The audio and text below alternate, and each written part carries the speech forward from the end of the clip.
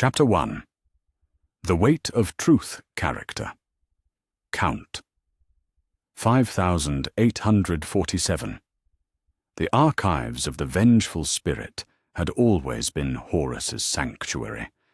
Here, among the carefully catalogued reports of conquered worlds and tactical assessments of future campaigns, the War Master could think without the constant weight of 18 brothers watching his every decision.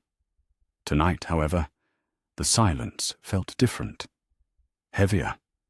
He'd come here seeking clarity about the Moloch compliance, reviewing the strategic importance of the night world before the fleet arrived. What he'd found instead was a discrepancy that made his enhanced mind race with possibilities, none of them pleasant. The datachron sat before him on the polished adamantium table, its pale blue light casting shadows that seemed to writhe across the walls. He'd pulled it from deep storage, where such records gathered dust unless someone had specific need. The file designation was innocuous enough. Personal log, the Emperor of Mankind, restricted access, War Master only. Horus had accessed his father's private logs before. Battle strategies, diplomatic considerations, fragments of the great design that bound the Imperium together. This one was different. This one was dated 798 M30, before the Great Crusade had even begun, before any of them had been found. "I have done what was necessary," the Emperor's recorded voice whispered into the chamber's stillness. "The bargain struck on Moloch will bear fruit beyond measure. My sons will be more than I ever was, shaped by powers that even I must treat with caution. The price was always going to be paid eventually." The recording continued, but Horus found himself staring at the datachron without truly seeing it. Bargain. The word sat in his mind like a splinter, sharp and impossible to ignore. What bargain? What price? They will hate me for it when they learn the truth. Perhaps they should. I have bound their very souls to powers that despise everything we seek to build, but it was the only way to give them strength enough to survive what is coming. The Chaos Gods demanded more than I was willing to give of myself. So I offered them something else. Someone else. The blood in Horus's veins seemed to slow to ice water. The Emperor's voice continued, clinical and detached, as if discussing troop movements rather than the fate of 20 sons he had claimed to love. Each of them carries a fragment of that dark covenant now, woven into the very essence of their being. Sanguinius bears the mark of Khorne's fury, though it manifests as nobility and sacrifice. Mortarion carries Nurgle's touch, turned to endurance rather than decay. Fulgrim embodies Slanesh's perfection, Magnus the knowledge of Tzeentch. The others, each was shaped by combinations, careful calculations to extract power while minimizing corruption. They are my greatest achievement and my most damning failure. Horus's hand moved without conscious thought, pausing the recording. The chamber fell silent, except for the distant hum of the ship's engines and his own too rapid heartbeat. In all his years of campaigning, of leading the Great Crusade to victory after victory, he had never felt anything quite like the hollowness that was spreading through his chest now. He thought of Sanguinius, golden and pure, beloved by all who served under him. The angel's nobility, his willingness to sacrifice himself for others, was that truly his nature, or simply Khorne's blood hunger turned inside out? He thought of Magnus, so eager to unlock the secrets of the universe, to push ever deeper into mysteries that others feared to approach. Was his brother's thirst for knowledge his own, or some echo of the changer of ways? The implications stretched out before him like a vast web, each thread leading to questions he wasn't sure he wanted answered. If they were all shaped by the dark gods, if their very personalities were carefully calculated constructs designed to extract power from chaos itself? What did that make them? What did that make him? Horus reactivated the recording with a gesture that felt heavy as lifting a mountain. I do not expect forgiveness when this becomes known.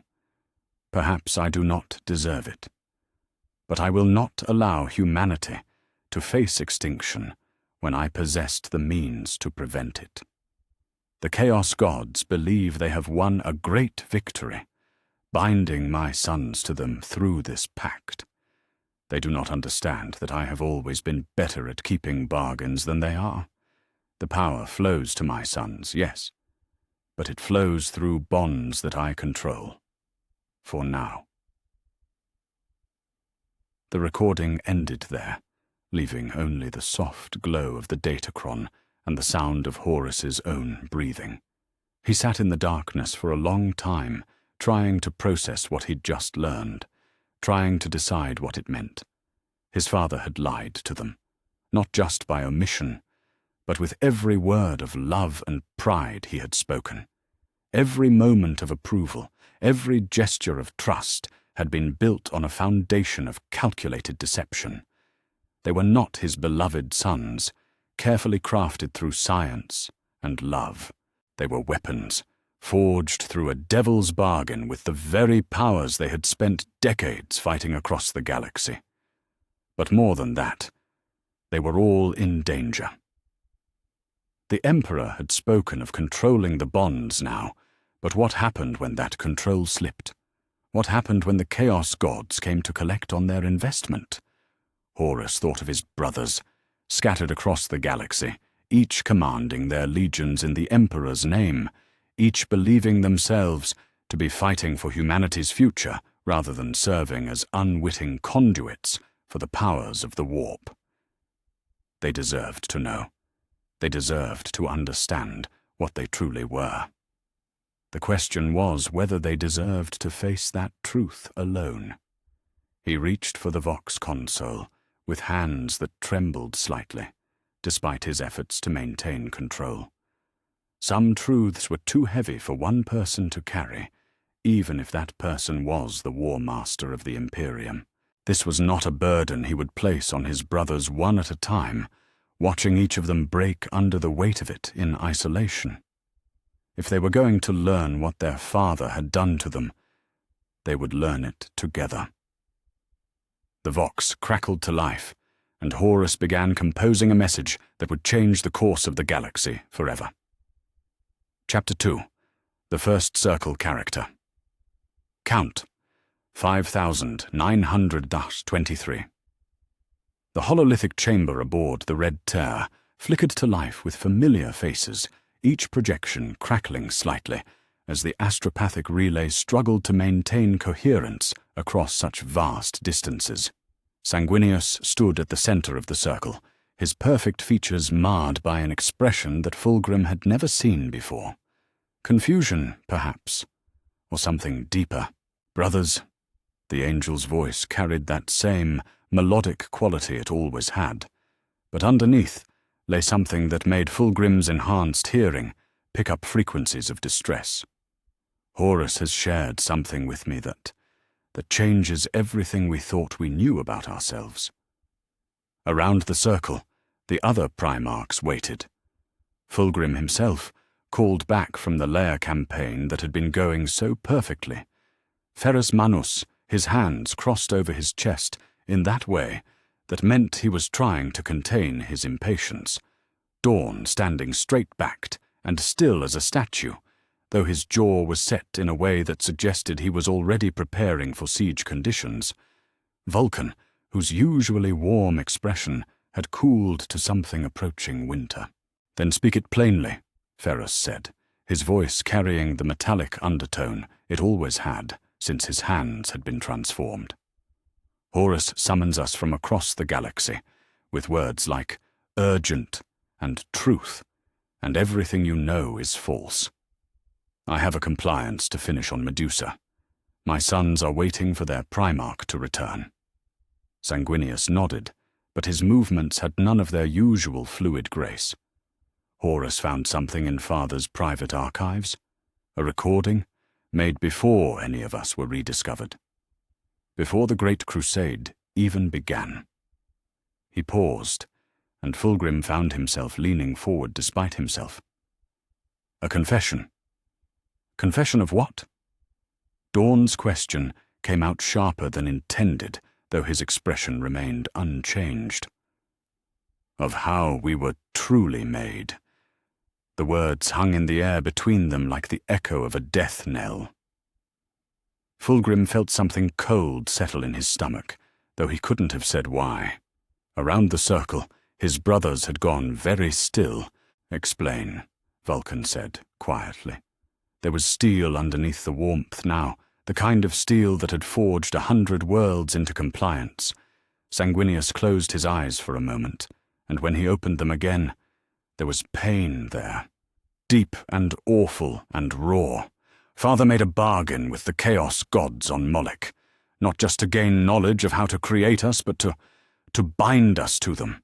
Each of us carries a fragment of their power woven into our very souls. The silence that followed was complete.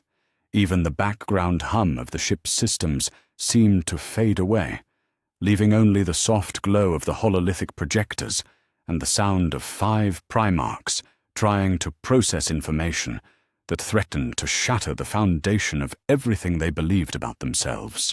Fulgrim was the first to speak, his voice coming out as barely more than a whisper. "That's impossible." "Is it?" Ferrus asked, and there was something in his tone that made them all look at him. "Think about it, brother. Think about our peculiarities, the things that make us different from one another, beyond simple genetics." His metal hands flexed unconsciously.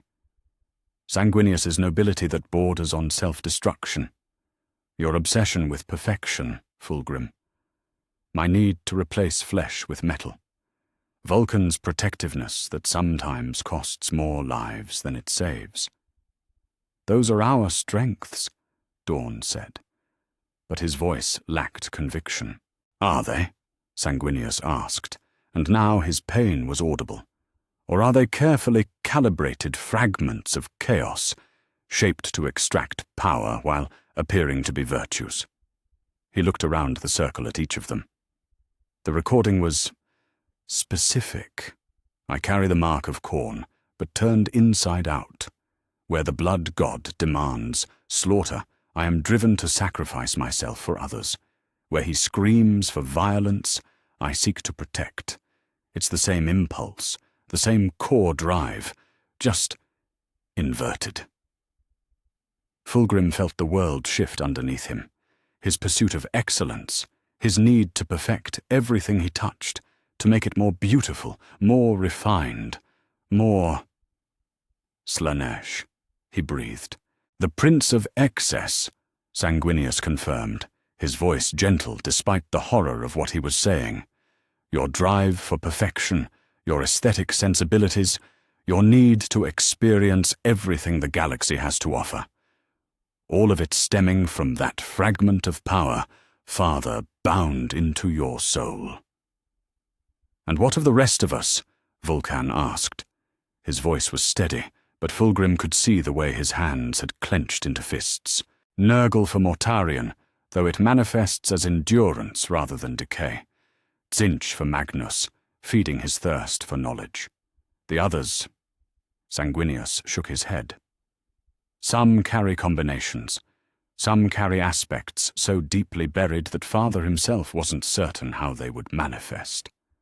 Dawn had gone very quiet, his strategic mind clearly working through the implications. "If this is true," he said slowly, "then we are all compromised.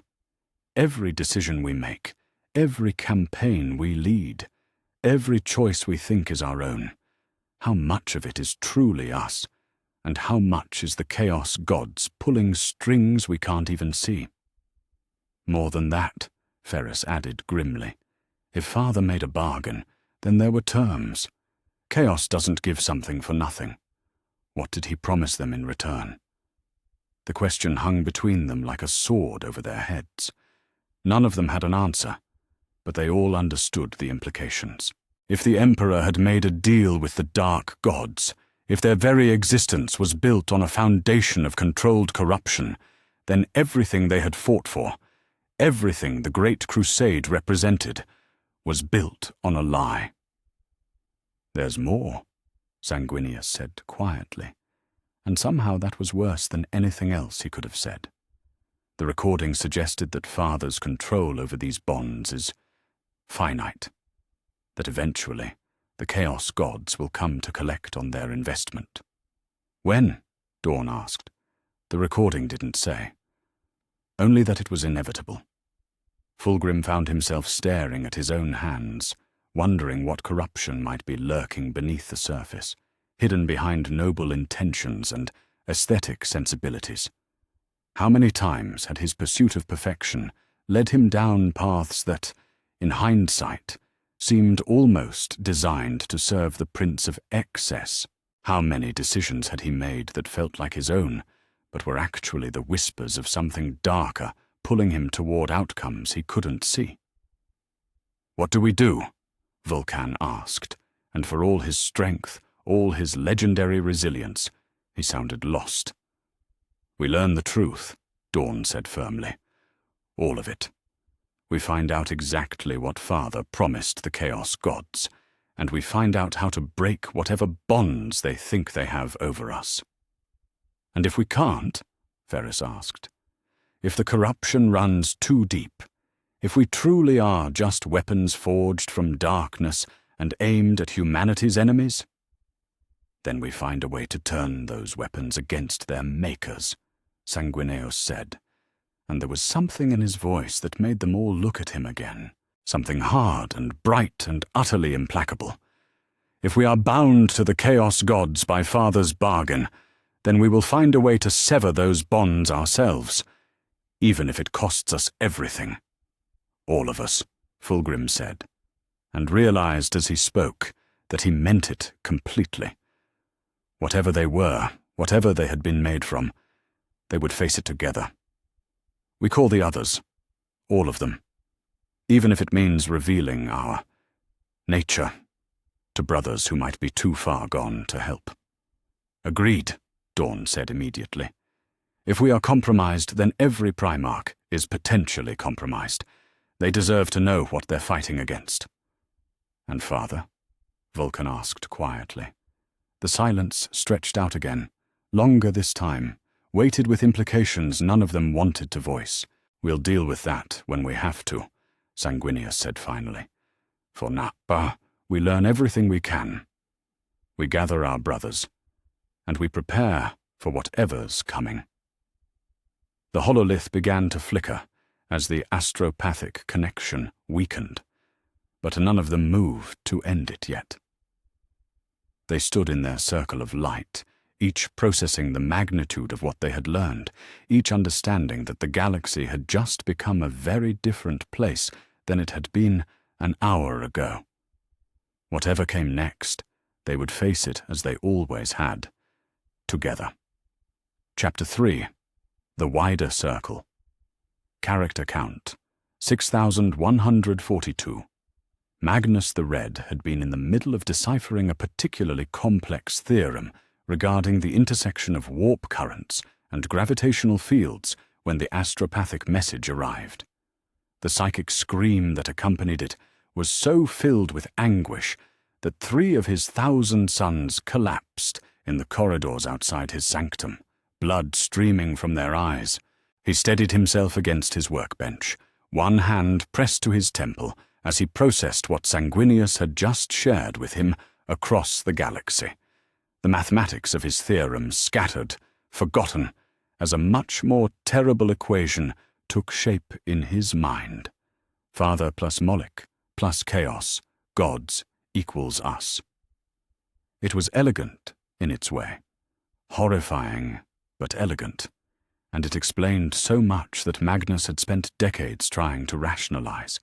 His hunger for forbidden knowledge, the way certain texts seemed to call to him across impossible distances, the dreams that sometimes felt more real than waking life. He had attributed it all to his psychic gifts, to his unique connection with the warp. He had been wrong, my lord. The voice belonged to Arzek Ahriman, his chief librarian, who had entered the sanctum without Magnus even noticing. The astropathic choir reports massive psychic trauma. They're saying someone was broadcasting unshielded emotion across multiple sectors. Magnus looked at his son, this brilliant warrior scholar who trusted him completely, who followed his teachings about the pursuit of knowledge without question. How many times had Magnus led his legion down paths that served not the Imperium, but something darker? How many of his discoveries had actually been carefully orchestrated revelations designed to feed power back to the Architect of Fate? Gather the senior staff, Magnus said quietly. There are developments that require discussion. 3 days later, aboard the Invincible Reason, Lion L. Johnson read the encrypted message twice before destroying the data slate entirely, watching the ceramite and adamantium components dissolve under his carefully applied acid solution. Around him, the command deck of his flagship continued its normal operations, but the Lion's enhanced hearing picked up every slight change in heartbeat, every unconscious shift in posture from his crew. They knew something was wrong. They could sense their Primarch's distress, even if they couldn't understand its source. The Lion had always prided himself on keeping secrets. It was, he acknowledged, something of a compulsion. Information was power, and power was best kept close to the chest until the moment came to use it. But this was different. This was a secret that belonged to all of them, and keeping it from his brothers would serve no one. Still, he found himself hesitating. The message from Sanguinius had been clear enough. Father had made a bargain with the Chaos gods to create them. They were all, to some degree, corrupted from the moment of their inception. It aligned uncomfortably well with certain suspicions the Lion had harbored for years, but never voiced. He had always felt the presence of something else riding alongside his tactical brilliance. A voice that whispered suggestions during battle, that guided his hand toward strategies that were perhaps a little too perfect, a little too ruthless. He had assumed it was simply his enhanced intellect, working at levels beyond conscious thought. Now he wondered if it had been something else entirely. "Luther," he said to his second-in-command, who stood reviewing tactical displays nearby, "send a priority message to all Legion commands. I want a full gathering of the inner circle within the month." Luther looked up, surprised. Such gatherings were rare, usually reserved for major strategic shifts or significant threats. "May I ask the nature of the emergency, my lord?" The Lion considered his words carefully. "We have learned something about our origins that changes the nature of our war." Meanwhile, aboard the Hrafnkel Lemon, Russ had stopped listening to the hololithic message halfway through and started howling instead. Not the calculated battle cry that his space wolves were famous for, but something deeper and more primal. Something that spoke to betrayal and pack loyalty, and the particular kind of rage that came from discovering that everything you thought you knew about your place in the world was a lie. When he finally stopped, his throat raw, Bjorn the Fell-Handed was standing in the doorway of his personal chambers, concern etched across his scarred features. "My lord?" "Our father is a liar," Russ said simply. The words tasted like ash in his mouth. "A clever, calculating liar who sold pieces of our souls to demon princes and called it love." Bjorn stepped into the room, closing the door behind him. In all his years serving as the Wolf King's right hand, he had never seen his Primarch look quite so lost. "Explain." So Russ did, relaying what Sanguinius had shared about the Emperor's confession, about the bargain struck on Moloch, about the fragments of chaos woven into each Primarch's very being, As he spoke, he watched his son's expression shift from confusion to horror, to a kind of grim understanding. "It explains things," Bjorn said quietly when Russ finished. "The berserker rage that takes you sometimes, the way you can track enemies across impossible distances, the dreams about wolves that aren't quite wolves." "Khorne," Russ said, and the name felt wrong on his tongue. Or some piece of him, anyway. Twisted around and pointed at the right targets, but still his essence running through my veins. "What do we do?" Russ was quiet for a long moment, staring out at the stars through the viewport. When he spoke again, his voice carried a note of finality that Bjorn had learned to recognize. "We hunt. We find out exactly how deep this corruption goes, and we tear it out by the roots, even if it kills us. And the Emperor, the growl that escaped Russ's throat was barely human. We deal with him when the time comes. Pack loyalty runs deeper than blood, but it doesn't extend to those who would betray the pack for power." Aboard the Macragge's honor, Robout Gilliman set down the data slate and rubbed his temples, feeling the beginning of what promised to be a truly spectacular headache. Around him, his private study remained its usual model of organization and efficiency, but he could feel the careful order of his thoughts beginning to fragment under the weight of what he had just learned. A bargain with chaos. Their very souls compromised from the moment of creation. The possibility that every decision they had ever made was influenced by dark powers they couldn't even see. It was, he had to admit, strategically brilliant and absolutely monstrous. He activated his personal Vox system, sending a priority signal to theoretical 40K-1, his most trusted advisor. Within minutes, the ancient remembrancer appeared, his augmetic eyes glowing softly in the dim light. "My lord? You seem disturbed." "I need you to run a comprehensive analysis," Gilliman said without preamble.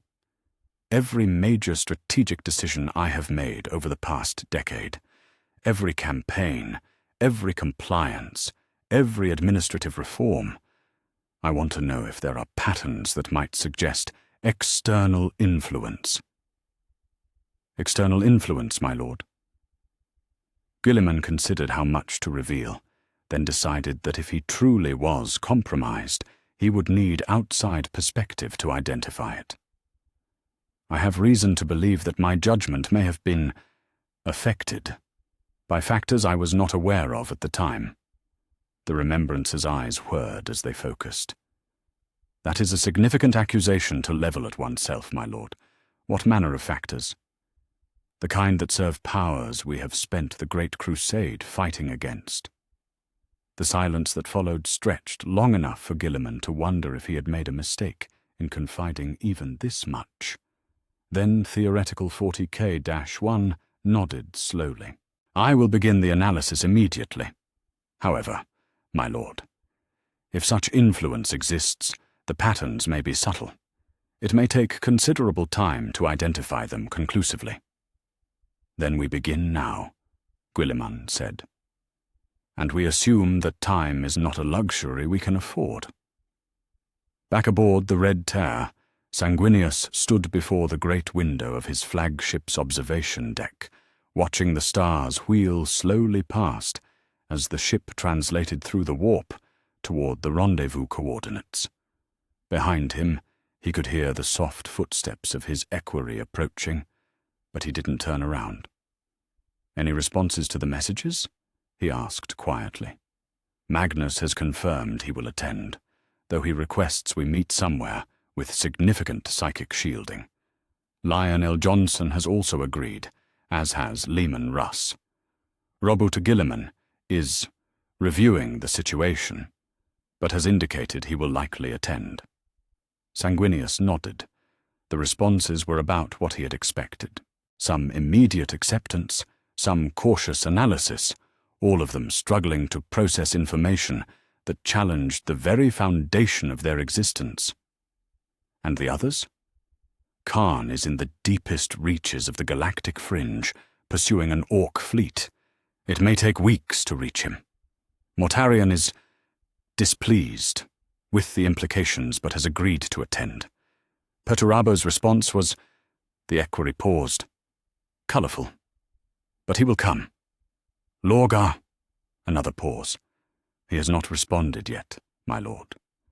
The astropaths report that something seems to be blocking their transmissions to the word-bearer fleet. Sanguinius felt a chill that had nothing to do with the ship's climate control. Lorgar had always been the most spiritual of them, the most interested in questions of faith and divine purpose.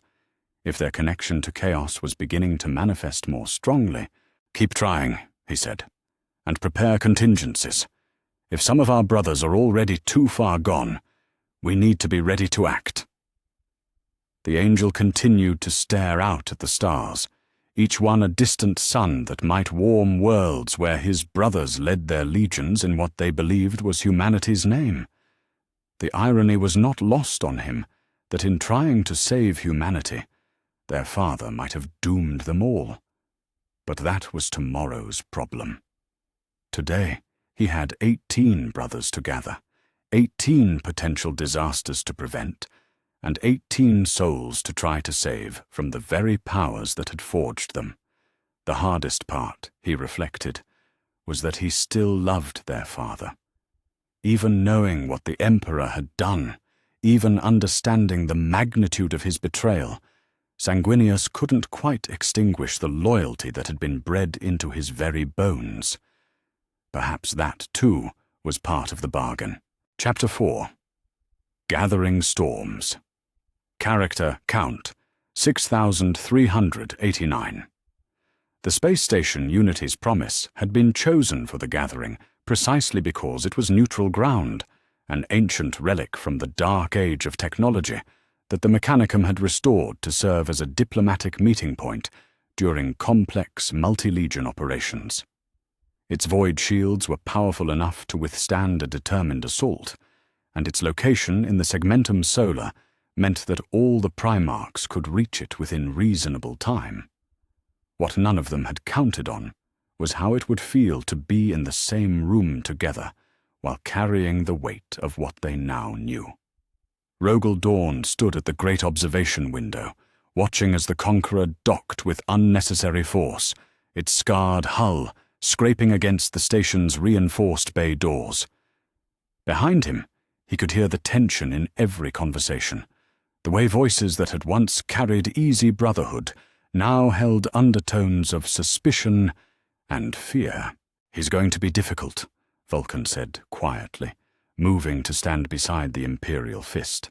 Angron has always been unstable, but if what Father recorded is true, if he carries some fragment of Khorne, then we approach him carefully, Dawn replied, as we should approach all of our brothers now. The irony wasn't lost on either of them. They had gathered here to discuss their potential corruption by the dark gods, but in doing so, they had already begun to fracture the bonds that had held them together throughout the Great Crusade. Trust, once broken, was not easily rebuilt. Mortarion arrived an hour ago, Vulcan continued. He's been in his chamber since then. Won't speak to anyone. Dawn nodded. The Death Lord's reaction to learning about his connection to Nurgle had been predictable. Mortarion despised anything that smacked of corruption or unnatural influence.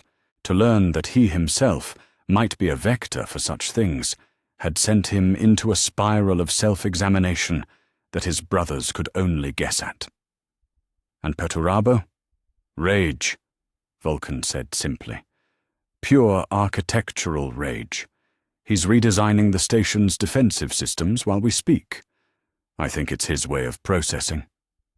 The doors to the main assembly chamber hissed open, and both Primarchs turned to see a figure that made them both tense involuntarily. Conrad Kurz moved like liquid shadow, his pale features twisted into what might have been a smile or a snarl. His dark eyes swept across the chamber, taking in every detail, every potential threat, every escape route. "Brothers," he said, and his voice carried that same unsettling quality it always had, as if he was speaking from the bottom of a grave. "How illuminating to see you all again." Vulcan stepped forward, his usual warmth carefully controlled. "Conrad, we're glad you could come, though we weren't certain you'd received the message." "Oh, I received it," Kurz said, moving further into the chamber with that predatory grace. "Such interesting dreams it gave me. Dreams of father, standing in a place that smells of copper and madness, speaking to things that wear faces like masks. Dreams of 20 sons, each carrying a different poison in their hearts." Dawn's hand moved instinctively toward his weapon before he caught himself. "You saw it? The bargain? I see many things, dear brother. Past, present, future. They all bleed together in the end." Kurz's laugh was like breaking glass. "But yes, I saw it. And I saw something else, too. I saw what comes after." "What do you mean?" Vulcan asked, though something in his tone suggested he might not want to know the answer. "The bargain Father struck wasn't just about creating us," Kurz said, settling into one of the chamber's chairs with liquid grace. "It was about what we would become, what we would do. The Chaos Gods didn't just give him the power to make 20 weapons, they gave him 20 tragedies." Before either Dawn or Vulcan could respond, the chamber's main doors burst open with enough force to dent the reinforced metal. Angron strode in, and the smell of old blood and fresh anger came with him. His scarred features were twisted into an expression of barely contained fury, and the way his hands twitched suggested he was fighting the urge to reach for weapons that weren't there. "Which one of you," he snarled, "decided to fill my head with stories about dark gods and corrupted souls?" "All of us," Sanguinius said, entering behind the World Eater with his usual fluid grace. The contrast between the two was stark. Where Angron radiated violence and barely controlled rage, the angel moved with serene purpose. Because we all needed to know the truth. Angron spun to face his brother, and for a moment it looked like he might actually attack. "Truth? Truth? You want to tell me that everything I am, everything I've built, is just the echo of some demon prince's whisper?" "Not everything," Magnus said, materializing from shadows near the chamber's edge. His psychic abilities had allowed him to arrive undetected, and the way he stood suggested he had been listening for some time. "But perhaps more than we'd like to admit. You," Angron pointed at the Crimson Giant, "you've always been touched by the warp, always reaching for powers you don't understand. At least your corruption makes sense." Magnus's expression remained calm, but his eye blazed with inner fire. "My corruption, as you call it, has won us a dozen worlds, and unlocked secrets that serve the Imperium. What has yours done, beyond leave a trail of unnecessary corpses?" The tension in the room ratcheted up several degrees. Dawn stepped between them, his presence solid and unmovable. "This is exactly what they want," he said firmly. "Division, suspicion. If we turn on each other now, we prove that their corruption runs deeper than we thought." "Or," Kurz said conversationally, "we prove that it was always inevitable." The Night Haunter's words hung in the air like a curse. Around the chamber, the assembled Primarchs, 12 of them now, with more arriving by the hour, stood in uncomfortable silence, each processing the implications of what Kors had said. "Father told us once," Vulcan said quietly, "that we were made to be better than him. Stronger, wiser, more capable of leading humanity into a golden age."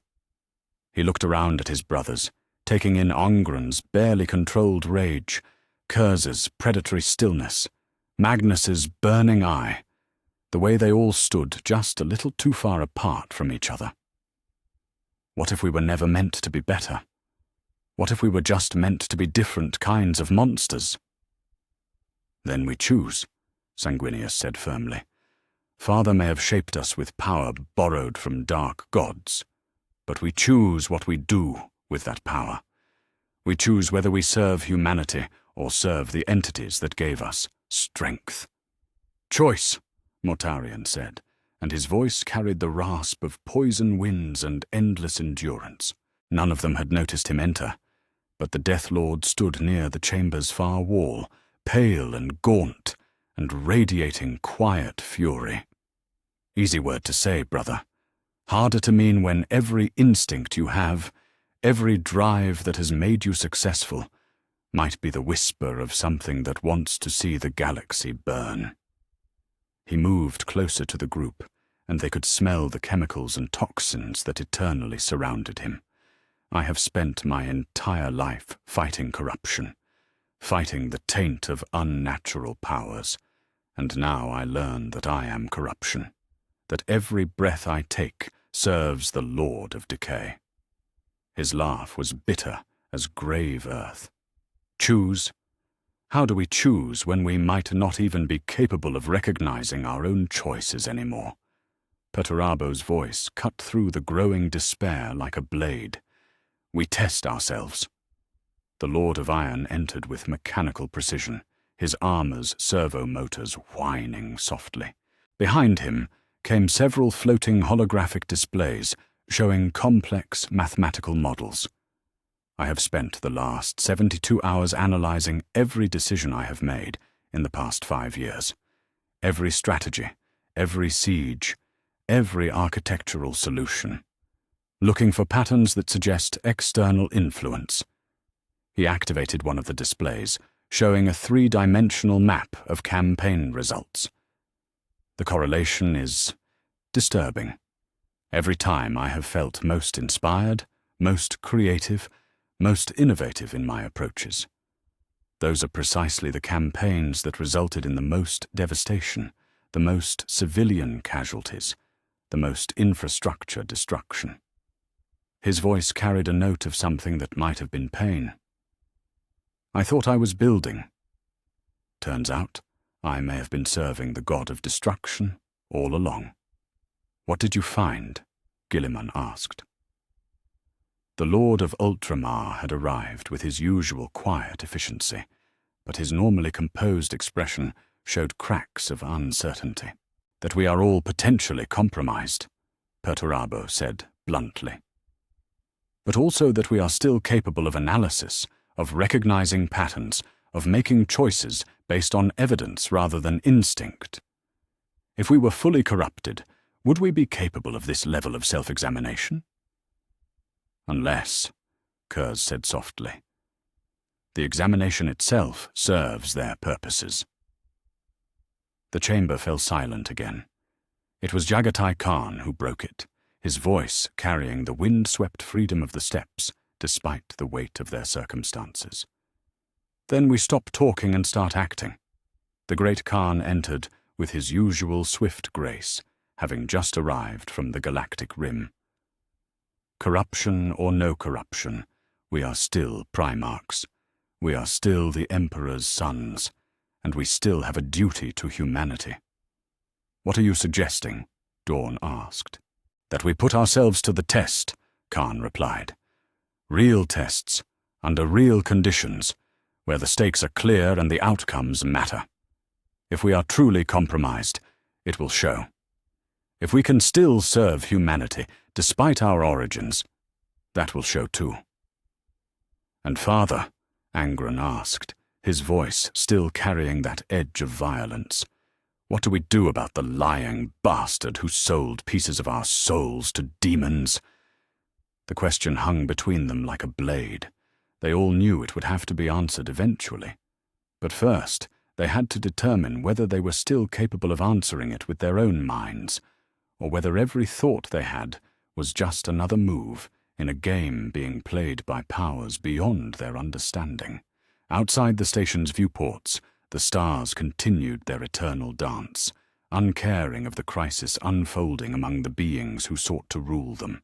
In the chamber, 18 of the Emperor's sons stood in a circle and wondered whether they were humanity's salvation or its damnation. Only time would tell. Chapter 5. Tests of Will Character Count, 6,297. The testing chamber aboard Unity's Promise had been hastily constructed from a cargo bay, its walls lined with adamantium plating and psychic dampening fields. At its center sat a simple chair, and beside it a cogitator, displaying readouts that none of the assembled Primarchs particularly wanted to examine too closely. "This is madness," Fulgrim said, his perfect features twisted with distaste. "We're talking about deliberately exposing ourselves to corrupting influences just to see how we react.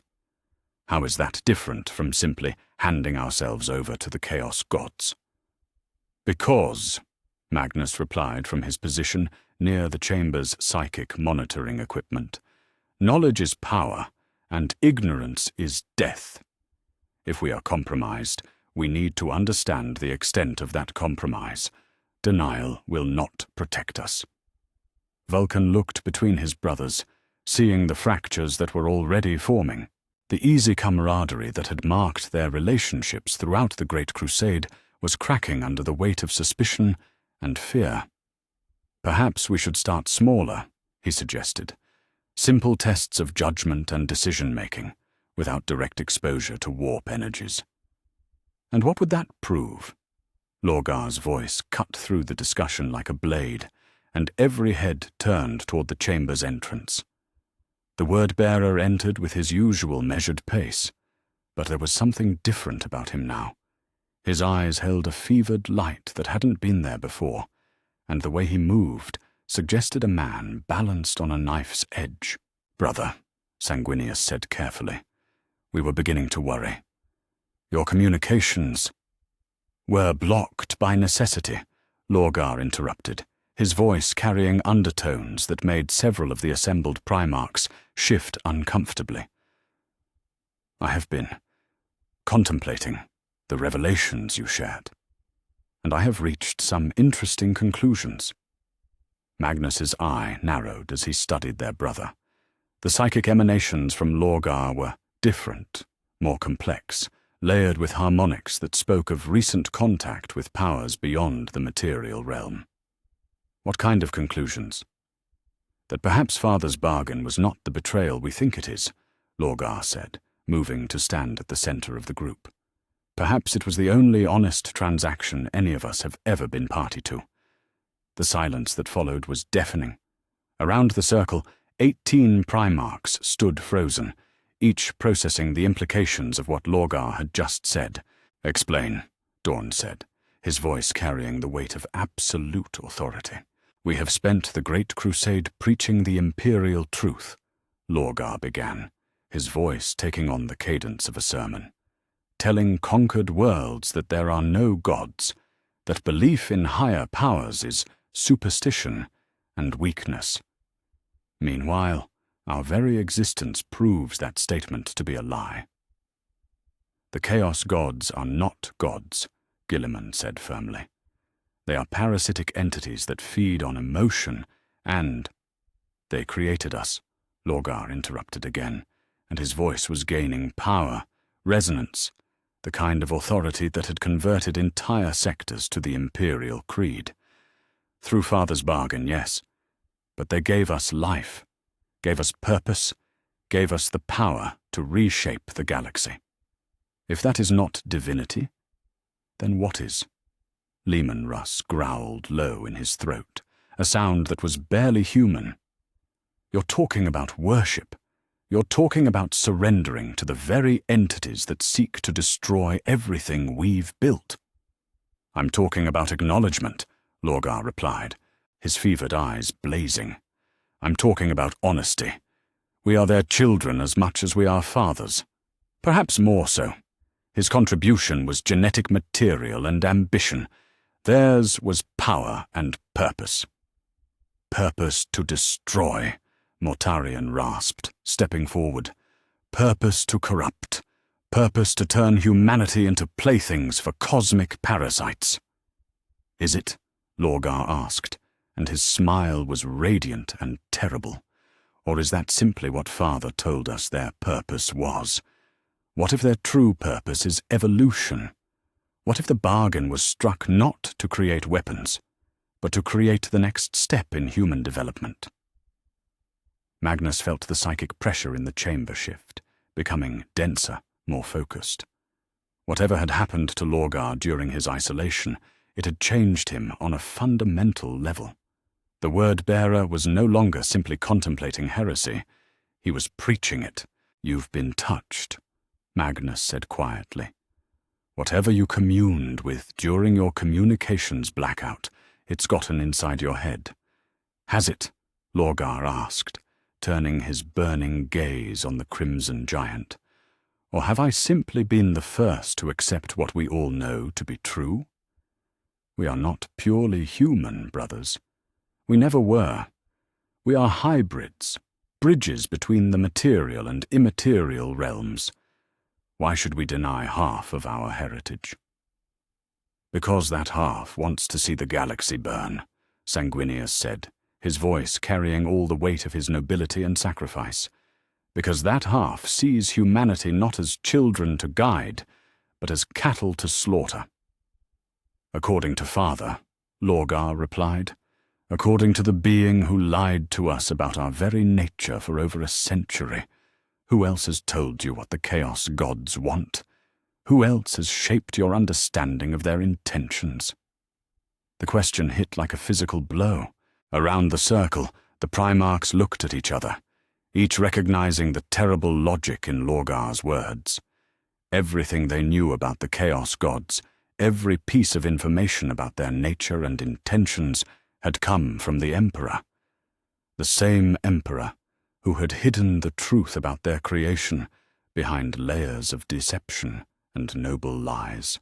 "This is exactly what I warned about," Kersey said, his voice cutting through the growing tension like a scalpel. "I saw this moment, brothers. I saw one of us, standing in a circle of light, speaking words that sound like wisdom, but taste like poison." "Vision is not prophecy," Lorgar replied, turning his attention to the Night Haunter. "And truth is not poison, no matter how bitter it tastes." "Then prove it," Khan said suddenly, his voice carrying the authority of command. "If you truly believe what you're saying, if you truly think the Chaos Gods mean humanity well, then submit to testing. Let us see what these divine gifts have done to your judgment." Lorgar's smile widened, and for a moment it was almost beatific. "I thought you'd never ask." He moved to the testing chamber's chair with fluid grace, settling into it as if it were a throne. Around him, the monitoring equipment began to hum as Magnus activated the psychic sensors and Perturabo engaged the analytical cogitators. "Begin with something simple," Vulcan suggested, though his voice carried undertones of deep concern. "A tactical problem, perhaps. Something that requires clear judgment without emotional investment." The hololithic projectors activated, displaying a three-dimensional battlefield scenario. A human colony under attack by Orc raiders, with limited Imperial forces available for defense. Standard tactical problem, the kind they had all dealt with hundreds of times during the Great Crusade. Lorgar studied the display for perhaps 30 seconds before speaking. "Withdraw the Imperial forces. Let the Orcs take the colony." "What?" Fulgrim's voice was sharp with shock. "Those are human civilians. Millions of them. Who will die quickly under Orc blades, rather than slowly under Imperial taxation and conscription," Lorgar replied calmly. "The Orcs will strip the world of resources and move on. In 50 years, humanity can recolonize it and build something better." "The Orcs will slaughter everyone," Dawn said flatly. "Not everyone. Some will survive, hidden in the ruins. They will be harder, stronger, more capable of surviving in a hostile galaxy. Natural selection in action. Magnus checked his readings, his single eye wide with horror. The psychic emanations are... This isn't corruption in the traditional sense. His reasoning is coherent, logical even, but the underlying value system has been completely inverted. He's still him, Perturabo added, studying his own data streams. Same intelligence, same analytical capabilities, but the priorities have been rewritten. Where he once valued preservation of human life above all else, he now values adaptation through adversity. Change through conflict, Lorgar confirmed. Evolution through trial. The Chaos Gods do not seek to destroy humanity, brothers. They seek to remake it into something capable of surviving in a universe that is fundamentally hostile to weakness. By killing billions in the process, Sanguinius said, his voice heavy with sorrow. By ensuring that those who survive are worthy of survival, Lorgar countered. Is that not better than Father's approach? Building a sterile empire where humanity is protected from every threat, every challenge, every opportunity for growth? We were not meant to be shepherds of sheep, brothers. We were meant to be the crucible in which humanity is forged into something greater. The monitoring equipment registered a spike in warp energy, and Magnus quickly shut down the sensors. Enough. Whatever's influencing him, it's getting stronger the more he talks about it. Or, Lorgar said, rising from the chair with that same fluid grace, I'm simply becoming more honest about what we are and what we were meant to do. He looked around the circle at his brothers, taking in their expressions of horror, concern, and growing suspicion. You can run more tests if you like. You can try to convince yourselves that you're still purely loyal to Father's vision. But eventually, you'll have to make a choice. Will you serve the lie that made you, or the truth that shaped you? He moved toward the chamber's exit, pausing at the threshold. I know which I've chosen. The only question is how long it will take the rest of you to follow. The door sealed behind him with a soft hiss, leaving 17 Primarchs in a chamber that suddenly felt far too small and far too exposed. Outside, the void stretched endlessly in all directions, but none of them felt the comfort they once had in the vastness of space. The universe, they were beginning to understand, was much smaller than they had thought, and much more crowded. He's lost, Mortarion said quietly. Whatever he was before, whatever nobility he possessed, it's gone now. Is it? Magnus asked, and his voice was troubled. Or is this simply what we all become when we stop fighting what we are? The question hung between them like a weapon waiting to fall, and somewhere in the depths of the station, 18 brothers stood on the edge of a choice that would determine the fate of the galaxy. Chapter 6. The Mirror's Edge Character. Count. 6,478. The tactical chamber aboard Unity's Promise felt different now, charged with an energy that had nothing to do with the station's power systems. In the hours since Lorgar's departure, the remaining Primarchs had subjected themselves to test after test, each more grueling than the last, each designed to probe the depths of their potential corruption. The results were not encouraging. 17 scenarios, Perturabo said, his voice carrying the flat precision of despair as he reviewed the holographic displays surrounding them. 17 tactical problems that should have had clear, humanitarian solutions. And in 12 of them, at least one of us chose an option that prioritized efficiency over human life. Vulcan stared at his own test results, his normally warm features carved from stone. The mining colony evacuation. I chose to save the heavy machinery over the civilian population.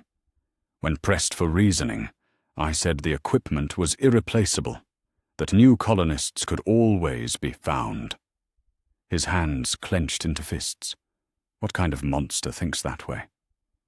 The kind that serves the Lord of the Forge, Magnus said quietly, his single eye never leaving the psychic resonance charts he'd been studying. The kind that values creation and industry over individual lives. The Chaos God whose power runs through your veins sees humans as raw materials for greater works. And you? Ferrus Manus asked, his metal hands reflecting the chamber's cold light. What did your tests reveal about the Crimson King? Magnus was quiet for a long moment. When he spoke, his voice carried the weight of terrible understanding. That every piece of forbidden knowledge I've ever pursued, every boundary I've crossed in the name of understanding, has been guided by something that cares nothing for the consequences. In the siege scenario, I suggested using orbital bombardment on a city to eliminate enemy psychers, 3 million civilians dead to remove 12 targets. He laughed bitterly. All in the name of preventing warp incursions, of course. Very logical. Very efficient. The tests are flawed, Lionel Jonsson said, though his voice lacked conviction. We're tired, stressed, operating under psychological pressure that would break normal men. Of course our judgment is compromised. Is it? Sanguinius asked, and his voice carried a sorrow that seemed to weigh down the very air around them. Or are we simply seeing ourselves clearly for the first time? He gestured to his own results, displayed in stark crimson against the chamber wall. The hostage crisis. Given a choice between negotiating for the lives of captured civilians or launching an immediate assault that would save them but cost the lives of my own warriors, I chose the assault. Not because it was tactically sound, but because the idea of my sons dying while I stood idle was unbearable. That's nobility, Dawn protested. That's leadership. You chose to risk yourself and your warriors to save innocents. Did I? Sanguinius asked. Or did I choose to feed the blood god with the deaths of my own sons, rather than accept the possibility of a peaceful resolution? The civilians would have lived either way. But Khorne demanded sacrifice, and I gave it to him. The silence that followed was broken by the soft sound of footsteps in the corridor outside. All heads turned as the chamber's entrance hissed open, admitting a figure that made several of the Primarchs reach instinctively for weapons that weren't there. Corvus Corax entered with the fluid silence that had made him a legend among the Imperium's enemies. The Raven Guard's Primarch moved like living shadow, his pale features set in an expression that might have been carved from marble. But it was his eyes that drew attention, black as the void between stars, and seemingly just as empty. "Brothers," he said, and his voice carried undertones that made the chamber's psychic dampeners flicker. "I received your summons, though I suspect I may already know why you've gathered." "Corvus," Vulcan said, relief evident in his voice. "We were beginning to worry. Your fleet has been dealing with its own crisis," Corax interrupted, settling into one of the chamber's chairs with predatory grace. "It seems that several of my sons have been experiencing vivid dreams. Dreams of shadow and fear, of enemies that deserved what was done to them, dreams that left them feeling more satisfied than disturbed." Magnus leaned forward, his psychic senses probing carefully. "You know, don't you, about Father's bargain?" "I suspected," Corax replied. "The signs have been there for years, for those willing to see them. The way stealth operations felt like more than just tactics. The way disappearing into shadow felt like coming home. The way executing enemies in the dark brought a satisfaction that had nothing to do with duty." He looked around the circle at his brothers, taking in their expressions of growing horror. I represent the fear that stalks the night, the terror that waits in the shadows. Every successful mission my legion completes feeds power back to something that delights in mortal terror. His laugh was dry as dust. We're very good at what we do. And you're here because? Dawn asked, though his tactical mind was already supplying unwelcome answers. Because I've been testing myself for months, Korax replied, and because the results suggest that we have a choice to make, sooner rather than later. He activated a hololithic display from his own ship's records. The projection showed a series of tactical scenarios, each more disturbing than the last. 3 months ago, my legion was tasked with eliminating a rebellion on Kievar's secondary moon. Standard operation, surgical strikes against leadership targets, minimal civilian casualties. The display shifted, showing after-action reports and casualty figures. We succeeded brilliantly. Every rebel leader eliminated. Their command structure shattered. The uprising crushed within 72 hours. But when I reviewed the recordings afterward, I noticed something troubling. New images appeared, security footage from the raids, showing Raven Guard operatives moving through darkened corridors, eliminating targets with mechanical precision.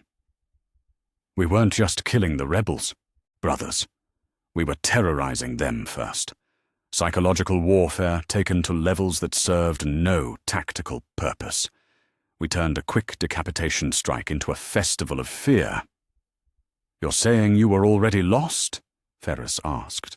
I'm saying the corruption isn't binary, Korax replied. It's not a switch that flips from loyal to traitor. It's a sliding scale, a gradual erosion of the values that make us human. And based on what I've observed in my own legion, and what I'm seeing in these test results, he gestured to the displays around them, we're all further along that scale than we'd like to admit. Guilliman, who had been uncharacteristically quiet throughout the discussion, finally spoke. Then we have to make a choice. Accept what we're becoming and try to manage it, or fight it and risk losing ourselves entirely to the internal conflict. Or, a new voice said from the chamber's entrance, we could ask ourselves why we're so eager to fight what we are. The Primarchs turned to see Angron entering, but something was different about the World Eater. The barely contained fury that usually radiated from him had been replaced by something colder, more focused. He moved with the fluid precision of a predator that had accepted its nature completely. You've changed, Magnus observed, his psychic senses recoiling from whatever was emanating from his brother. I've stopped fighting, Angron replied simply. The nails, the rage, the hunger for violence. I've spent decades trying to control it, to channel it toward acceptable targets. But what if the rage isn't something to be controlled? What if it's something to be embraced? He gestured to the test results displayed around the chamber. Look at yourselves, brothers. Look at what you become when you stop pretending to be something you're not. Vulcan values machines over men because that's what he was made to value. Magnus pursues knowledge, regardless of consequences, because that's his purpose. Sanguinius sacrifices his sons, because some part of him knows that blood must be shed. That's not, Sanguinius began. Isn't it? Angron asked, and his voice carried the weight of terrible certainty.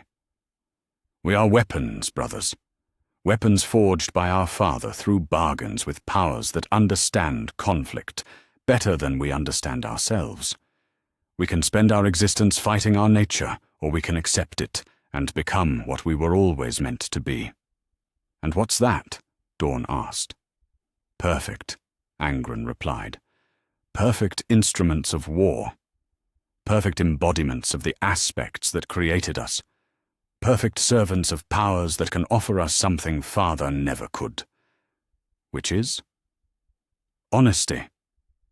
The word hung in the air between them like a blade.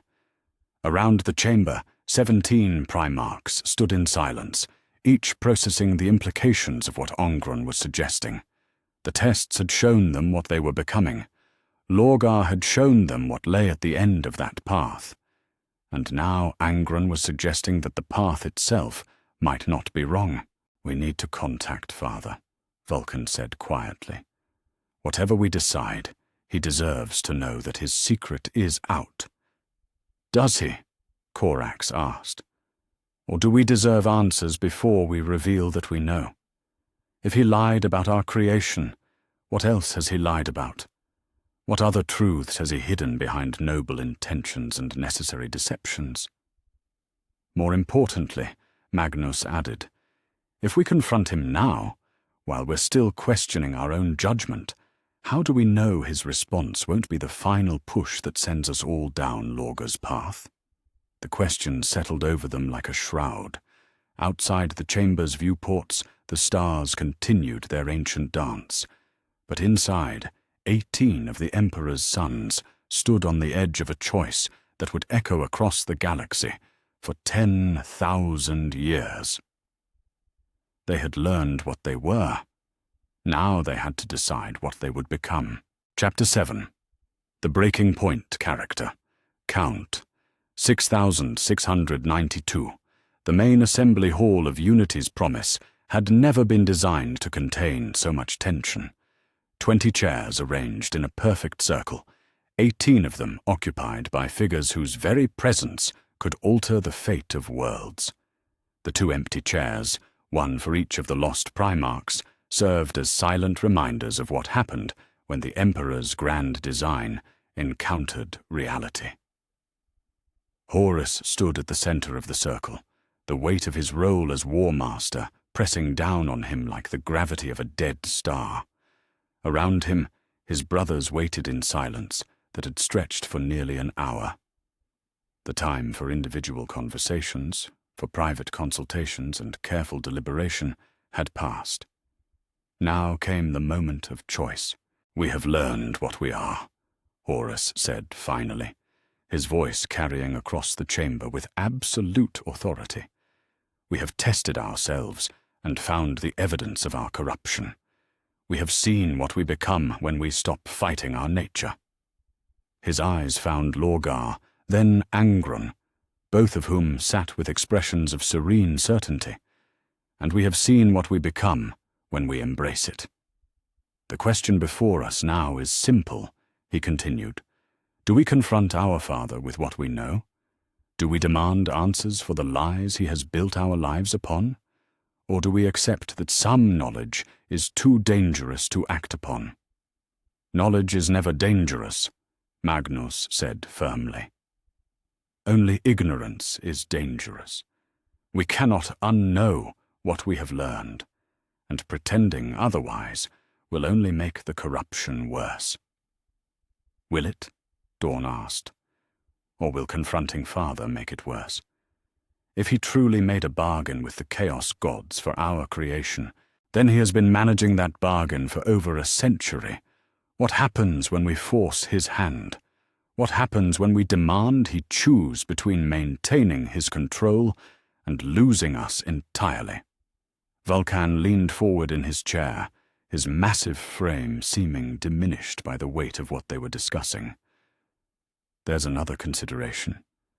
If we're all compromised, if our judgment is all suspect, then how do we know that confronting Father isn't exactly what the Chaos Gods want us to do?" The question hit like a physical blow. Around the circle, 18 faces turned to contemplate the horrible possibility that even their desire for truth, even their demand for answers, might be serving the very powers they sought to resist.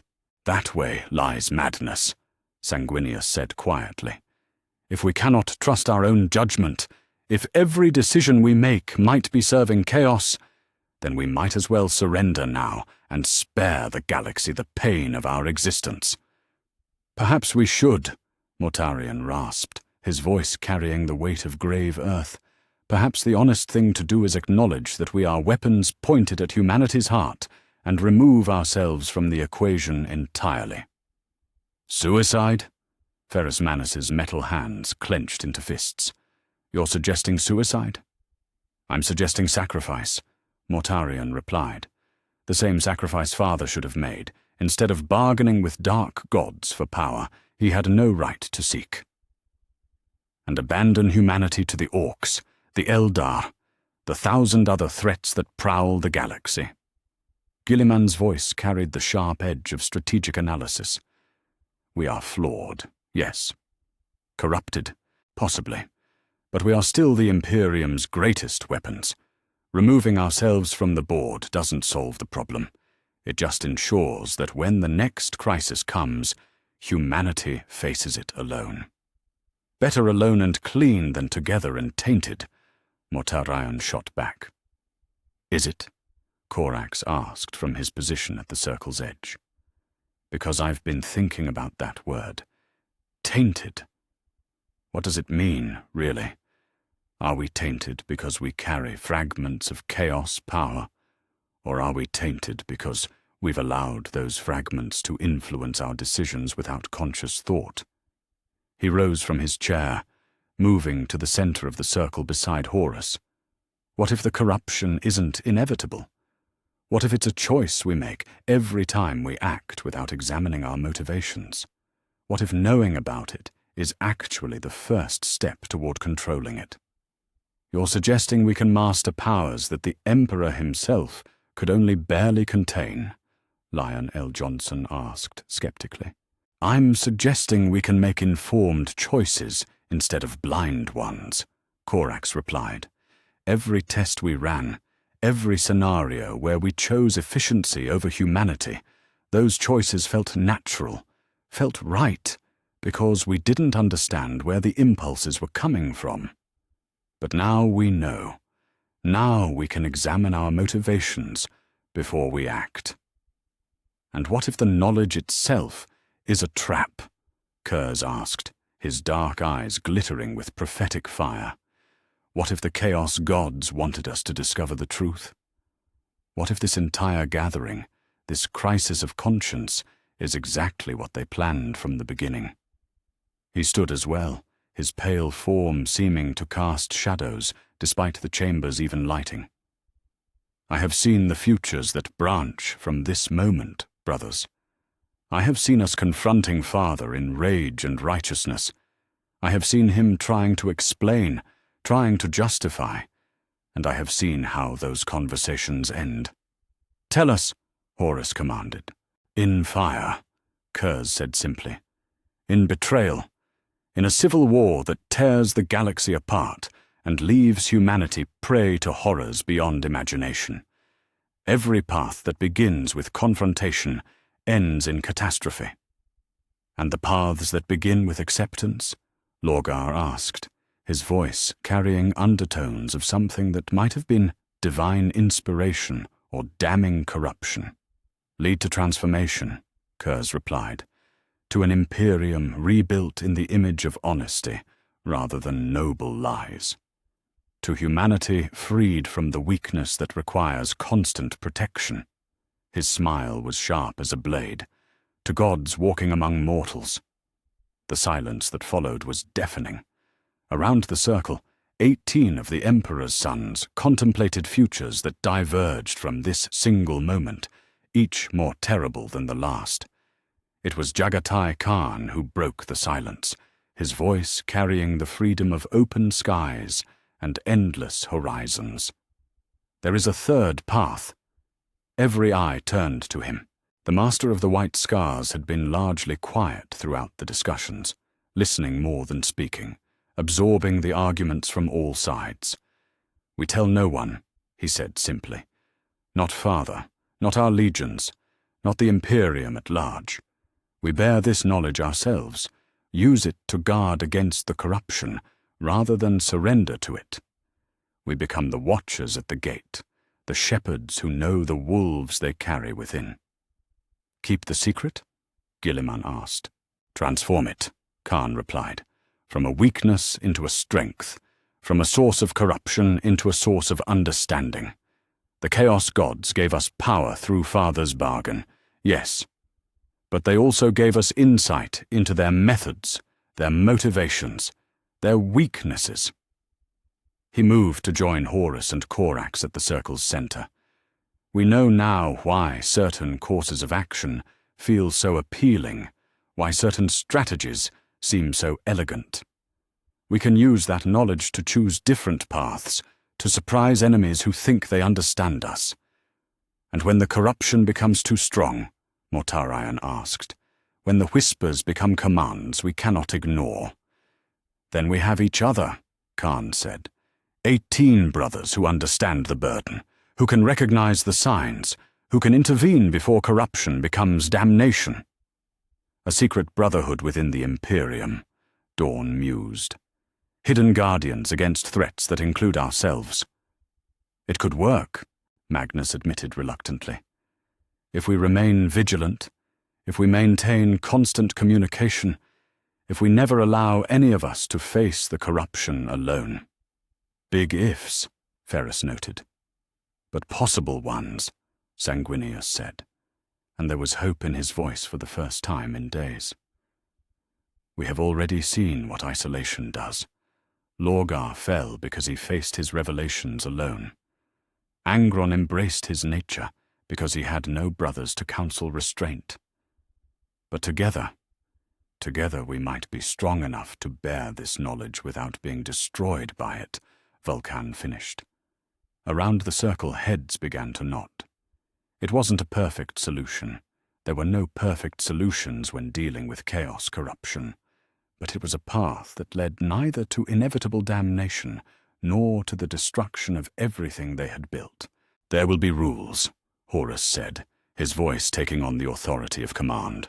Protocols for communication, for intervention, for recognizing when one of us has gone too far. And there will be consequences for those who break faith with this brotherhood. Agreed, said 17 voices in unison. But even as they spoke the word, each of them knew they were making a choice that would echo across the galaxy for millennia to come. They were choosing to become something the Imperium had never seen before, warriors who fought not just external enemies, but the darkness within themselves. Whether that darkness would ultimately consume them or make them stronger remained to be seen. But for now, in this moment, 18 brothers stood united by a secret that could destroy them all, determined to prove that even weapons forged from corruption could serve the light.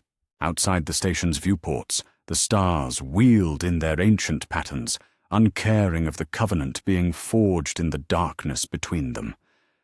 But somewhere in the warp, entities older than humanity paused in their eternal games to consider this unexpected development. The Primarchs had learned the truth of their creation, but instead of falling to despair or embracing corruption, they had chosen a third path. One that the Chaos Gods hadn't foreseen. The game, it seemed, was about to become far more interesting. Chapter 8. The Watcher's Covenant Character. Count. 6,821. The strategium aboard Unity's Promise had been hastily converted into something resembling a war room, its walls lined with data screens displaying deployment patterns, communication protocols, and behavioral monitoring systems. The 18 Primarchs had spent the last 6 hours hammering out the details of their covenant, and the weight of what they were attempting was becoming clearer with each passing moment. The monitoring protocols are the most critical element, Guillemon said, his voice carrying the precision of someone who had spent decades building administrative systems. We need to be able to detect corruption in its early stages, before it reaches the point where intervention becomes impossible. He gestured to one of the displays, showing a complex matrix of behavioral indicators and warning signs. I've analyzed the patterns from our testing, cross-referenced with historical data from each legion. There are consistent markers that appear weeks or months before the corruption becomes obvious. Such as? Dawn asked, his attention focused with laser intensity on the tactical implications. Increased efficiency in operations that result in civilian casualties, Guillemon replied. tactical choices that serve strategic goals while feeding the specific aspects of chaos that influence each of us. Subtle changes in communication patterns, especially increased secrecy or isolation. Magnus studied the data with his single eye, his psychic abilities probing the mathematical relationships between the variables. This could work, but only if we maintain perfect transparency between ourselves. The moment any of us begins hiding our activities from the group, the entire system breaks down. Which brings us to the first practical problem, Sanguinius said quietly. He stood near the chamber's great viewport, staring out at the stars as if seeking guidance from their ancient light. What do we do about Lorgar and Angron? The question settled over the room like a pall. Both brothers had already embraced their corruption to degrees that made their inclusion in the Covenant problematic at best, dangerous at worst. They cannot be trusted with the full extent of our operations, Lion L. Jonsson said bluntly. Lorgar has already demonstrated that his allegiance has shifted. Angron has stopped fighting his nature entirely. Including them in our planning would be tantamount to reporting directly to the Chaos Gods. But excluding them entirely means we lose the ability to monitor them, Korax pointed out. And if they continue down their current paths without any intervention, they become enemies, Ferris finished grimly. Brothers turned to foes, exactly what the Dark Gods want. Horus had been quiet throughout most of the discussion, but now he stepped forward, his presence commanding immediate attention. There's a middle path. We don't exclude them entirely, but we create graduated levels of knowledge within our covenant. He activated a holographic display showing a series of concentric circles. Inner circle, those of us who can be trusted with full operational knowledge. Middle circle, those who we're monitoring closely, but who can still contribute to our mission. Outer circle, those who we're watching but who cannot be trusted with sensitive information. A conspiracy within a conspiracy, Vulcan mused. It could work, but it also means we're lying to our own brothers. We're already lying to everyone, Mortarion rasped, his voice carrying bitter acceptance. To our legions, to the Imperium, to Father. What's two more lies on the pile? The question is whether we can maintain operational effectiveness while managing this level of internal deception, Perturabo added. The cognitive load alone, monitoring each other, maintaining false fronts, coordinating responses to threats both internal and external. It's a massive undertaking. Which is why we need systems, Khan said, his voice carrying the pragmatic wisdom of the steps. Not just monitoring protocols, but communication networks that can't be intercepted or corrupted. Emergency procedures for when one of us goes too far. Clear escalation paths for intervention. Magnus nodded, his mind already working through the technical challenges. Psychic communication networks, encrypted through personal bonds rather than technological means. Each of us maintaining empathic links with specific brothers, creating redundant monitoring systems that can't be compromised through conventional means. And if the Chaos Gods learn to manipulate those bonds? Dawn asked. Then we adapt, Magnus replied simply. This is an evolutionary arms race, brother. They push, we adjust.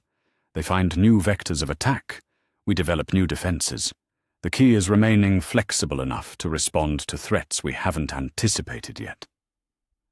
The door to the strategium hissed open, and conversation died as Lorgar entered. The word-bearer moved with the same fluid grace he had always possessed, but there was something different about the way the light seemed to bend around him, as if reality itself was adjusting to accommodate his presence. "Brothers," he said, his voice carrying harmonics that made several of the monitoring devices flicker. "I trust the planning proceeds well?" "Lorgar," Sanguinius said carefully. "We were just discussing how to manage the corrupted among you while pursuing your noble mission of self-monitoring," Lorgar interrupted, his smile radiant and terrible. "I'm not offended by the exclusion, brother. In fact, I approve of your caution." He moved to the center of the room, and the assembled Primarchs found themselves unconsciously stepping back to give him space. "You see, I understand something that the rest of you are still struggling with. This covenant you're forging, this system of mutual surveillance and intervention, it's exactly what the Chaos Gods want." "Explain," Horus commanded, though his voice carried undertones of unease. "You're creating a closed system," Lorgar replied, his fevered eyes taking in each of his brothers' faces. "A feedback loop where your fear of corruption drives you to ever greater levels of control and monitoring. And what is control, in the end, but another form of tyranny? What is constant surveillance but another kind of oppression?" "It's necessary," Guilliman said firmly. Without oversight, you might actually be free to make your own choices," Lorgar finished. "But this system you're building doesn't create freedom, brothers. It creates a different kind of prison. One where you'll spend so much energy watching each other that you'll forget to watch the real enemies." Magnus felt a chill that had nothing to do with the station's climate control. "You're suggesting that even our attempt to resist corruption is itself a form of corruption." "I'm suggesting that the Chaos Gods are very good at getting what they want," Lorgar replied. "If they can't corrupt you through direct influence, they'll corrupt you through your fear of corruption. If they can't turn you into monsters, they'll turn you into tyrants. In the end, the result is the same. The Imperium suffers." The silence that followed was thick with implications none of them wanted to examine too closely. Around the Strategium, 18 of the Emperor's sons contemplated the possibility that even their most careful plans might be serving the very powers they sought to resist. "There is another way," Lorgar continued, his voice taking on the cadence of prophecy. "Acceptance. Not of corruption, but of balance. The Chaos Gods are part of the galaxy's natural order, brothers. Fighting them is like fighting gravity or entropy, futile and ultimately destructive."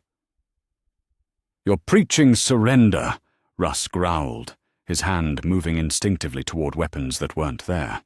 "I'm preaching wisdom," Lorgar replied calmly. "The wisdom to work with cosmic forces rather than against them.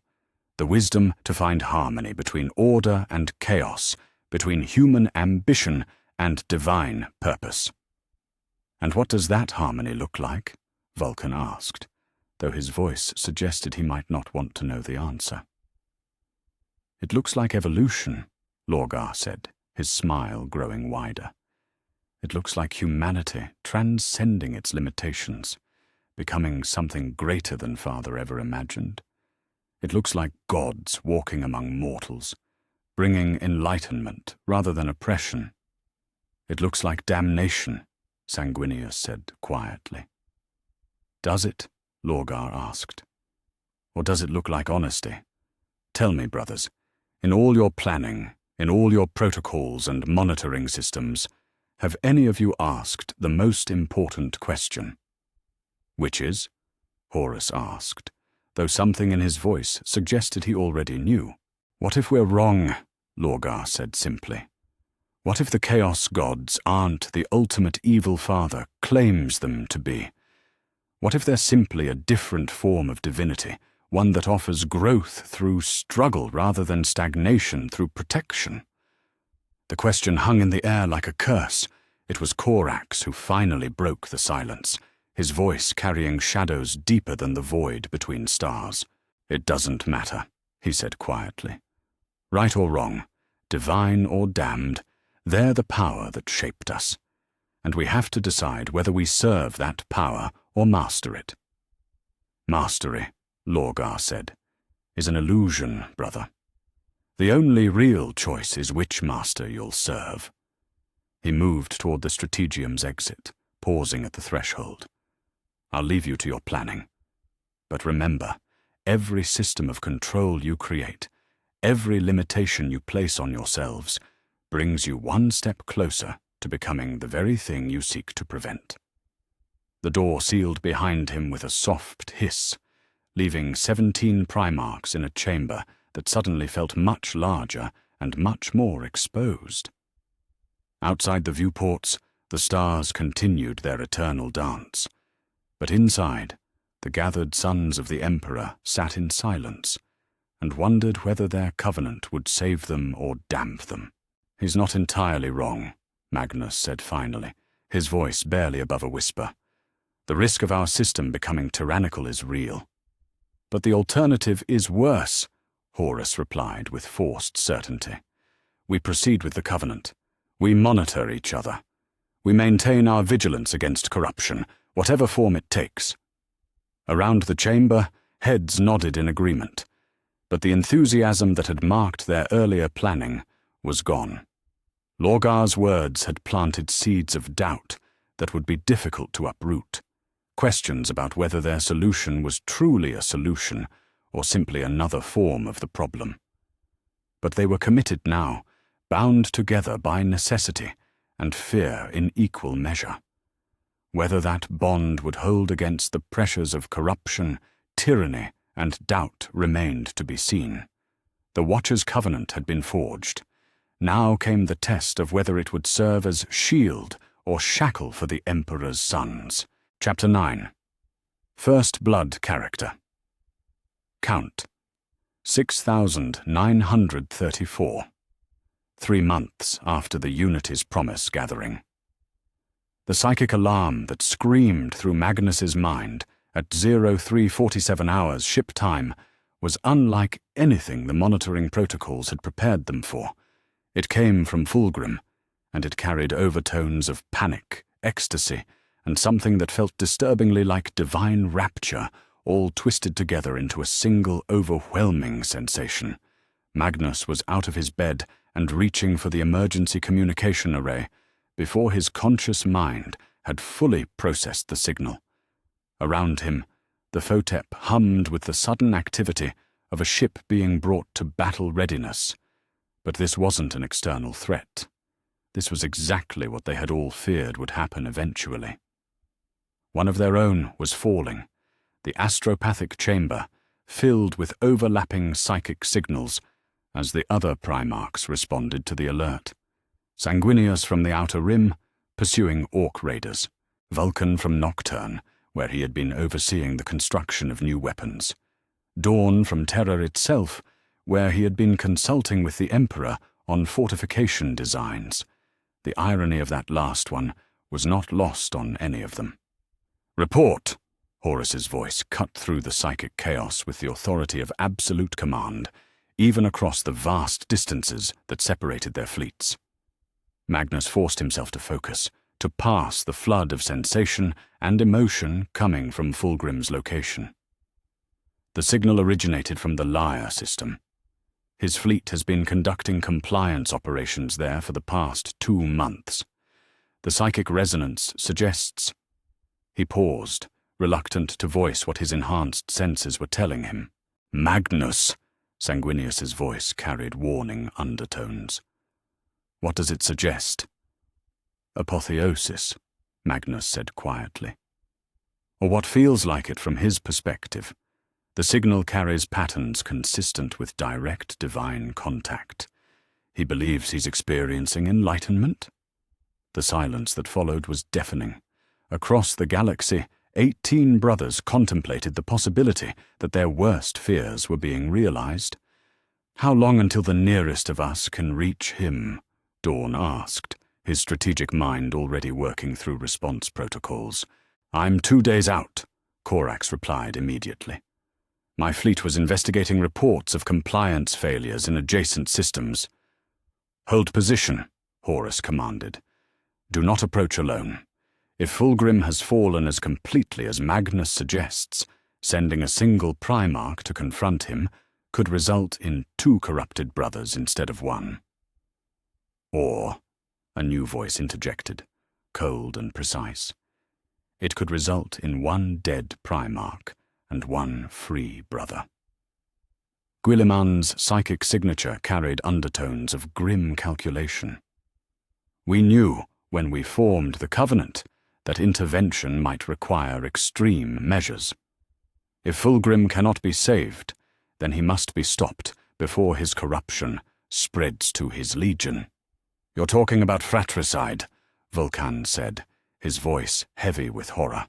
"I'm talking about amputation," Guilliman replied. "Sometimes the only way to save the body is to cut away the diseased limb." Magnus felt the psychic currents around them shift as emotions ran high across multiple star systems. Fear, anger, desperation, and underneath it all, a growing certainty that their careful plans were about to face their first real test. "There's something else," he said reluctantly. "The signal from Fulgrim isn't entirely isolated. I'm detecting echo patterns from 2 other sources. Faint, but present." "Which sources?" Sanguinius asked, though his voice suggested he already suspected the answer. "Lorgar and Angron," Magnus confirmed. "Whatever's happening to Fulgrim, they're resonating with it, as if they're all connected to the same fundamental frequency." 6 hours later, aboard the Raven Guard strike cruiser, Pride of Deliverance Corax stood in his ship's command center, studying the tactical displays that showed the layer system spread out before him. His fleet had been joined by Ferrus Manus and the Iron Hands, creating a force capable of standing against a full Primarch if necessary. Neither of them wanted to consider that possibility, but both were prepared for it. "Augur readings show the Emperor's Children fleet in stable orbit around Lyre Prime," reported Captain Aloni Tev, Corax's second-in-command. "No signs of distress or combat damage. Whatever's happened, it wasn't the result of external attack." "Which makes it worse," Ferrus said grimly, his metal hands clenched into fists. "External enemies we know how to fight. Internal corruption." He shook his head. "The protocols assume we can reason with our fallen brother, that some part of him will still be accessible to intervention. And if we can't, then we follow Guilliman's advice and perform surgery." Corax activated the long-range Vox, broadcasting on the Imperial frequency that would reach Fulgrim's flagship. "Phoenix Lord, this is the Raven Guard. Respond, please."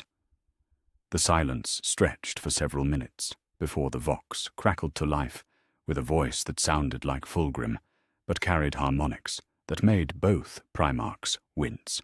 "Dearest brothers," Fulgrim's voice was rich with an emotion that might have been joy, but felt wrong in ways neither of them could articulate. "How wonderful that you've come to witness my ascension. I was just preparing to share the most glorious news with the rest of our brotherhood." "Fulgrim," Corax said carefully, "we received your psychic transmission earlier. Magnus was concerned about the patterns he detected. We've come to ensure your safety." Fulgrim's laugh was like silver bells and broken glass. "Safety? Oh, my shadow-wrapped brother. I am safer now than I have ever been. I am more than I have ever been. The beings of this world, the lair, they showed me truths that Father never wanted us to learn. They showed me what we could become if we simply stopped fighting our nature." "What truths?" Ferrus asked, though his voice carried the tone of someone who already suspected the answer would be terrible. "That the Chaos Gods are not enemies to be fought, but teachers to be embraced," Fulgrim replied, his voice gaining resonance with each word. "That the power Father stole for us on Moloch was meant to be freely given, not hoarded behind walls of fear and denial. That we are not weapons, brothers. We are art, living sculptures carved from divine inspiration and shaped by cosmic hands." Corax felt his blood turn to ice water. "Fulgrim, listen to me. Whatever the lair showed you, whatever you think you've learned, you need to step back and consider." "Consider?" Fulgrim's voice cut across the Vox like a blade. "Brother, I have spent 3 months considering," 3 months exploring ruins that predate human civilization, studying artifacts that contain the accumulated wisdom of a species that achieved perfection before Terra even learned to fear the dark. The lair ascended beyond physical limitation through communion with the Prince of Excess, and they have shown me the path to do the same. "The Prince of Excess," Ferrus repeated, his voice flat with recognition. "Slaanesh." "Such a crude name for such transcendent beauty," Fulgrim replied. "The lair called their patron the Perfect One, the master of all sensation, the god of infinite possibility, and through their teachings I have learned to hear its voice not as corruption, but as divine guidance." Corax activated a private channel to Ferrus, their conversation encrypted and shielded from Fulgrim's sensors. "He's gone. Completely gone. The resonance patterns Magnus detected, they're coming from Slaanesh itself, channeled through whatever artifacts the lyre left behind." "Can he be saved?" Ferrus asked, though his tactical mind was already moving to contingency plans. "I don't know. But I know we can't let him return to the Imperium in this state. His legion trusts him completely. If he spreads this corruption to the Emperor's children, then we have 30,000 more problems instead of one." On the main Vox channel, Fulgrim was still speaking, his voice growing more resonant with divine harmonics. "I want all of you to understand, dear brothers, that what I've discovered here changes everything. Not just for us, but for all of humanity. The imperial truth that Father taught us. It's a lie built on fear. Fear of growth, fear of change, fear of achieving our true potential." "Fulgrim," Corax interrupted, "you need to slow down. You need to—" "I need to share this gift," Fulgrim cut him off, his voice carrying notes that made the Vox speakers crack. "Starting with you, my shadow-loving brother. The Lyre ruins contain artifacts that can free you from the burden of fighting your nature. You could embrace the fear you represent, become the terror that stalks the hearts of enemies across the galaxy. No more hiding, no more self-denial. Simply perfect, terrifying beauty." Corax felt something cold and hungry stir in the depths of his mind, responding to Fulgrim's words like iron filings to a magnet. For a moment, he could see it, himself unbound from the constraints of mercy and restraint, becoming pure predator, pure terror. His enemies would die screaming his name, and it would be beautiful. He cut the Vox connection so fast that sparks flew from the control panel. "Corax?" Ferrus was beside him instantly, concern evident in his voice. "He almost had me," Corax said, his voice barely above a whisper. For just a moment, what he was offering sounded reasonable, attractive even. He looked up at his brother, his pale features etched with horror. "How do we fight something that makes corruption feel like salvation?" "Carefully," Ferrus replied grimly. "And together." He activated his own Vox system, broadcasting on the emergency frequency that would reach every member of their covenant. "All brothers, this is Ferrus Manus. Priority Alpha emergency. Fulgrim has fallen to Slaanesh worship and is actively attempting to spread the corruption. We need immediate support and strategic guidance." "And if he refuses to stand down?" Corax asked quietly. Ferrus's metal hands began to glow with heat as his augmetic systems prepared for combat. "Then we put our brother out of his misery before he dooms us all." Meanwhile, in the warp. 4 entities of vast and terrible power observed the unfolding crisis with something that might have been amusement if beings of pure emotion could be said to possess such simple concepts. The first move in their game had been played. One Primarch had fallen completely, another had almost been turned, and the remaining brothers were about to learn that their covenant of mutual protection was going to exact a price none of them had truly been prepared to pay. The Emperor's sons thought they could master the power that had created them. Soon they would discover just how wrong they were. The real test of their brotherhood was about to begin. Chapter 10. The Price of Brotherhood Character. Count. 7,156. The ruins of the Leia Temple stretched across the planet's surface like an infected wound, its alien architecture defying geometry in ways that made even enhanced Primarch vision struggle to focus properly. Corax and Ferrus Manus stood at the entrance to the main complex, their power armor's sensors screaming warnings about psychic emanations and dimensional instability. "The Emperor's children are inside," Ferrus reported grimly, his augmetic eyes passing the scanner data. 3 full companies, plus Fulgrim himself. But the thermal readings are wrong. Some of them are showing body temperatures above what should be survivable. "Mutation," Corax said quietly. "The corruption isn't just spiritual anymore. It's becoming physical." They had tried reasoning with Fulgrim from orbit, then during the descent, then at the landing zone.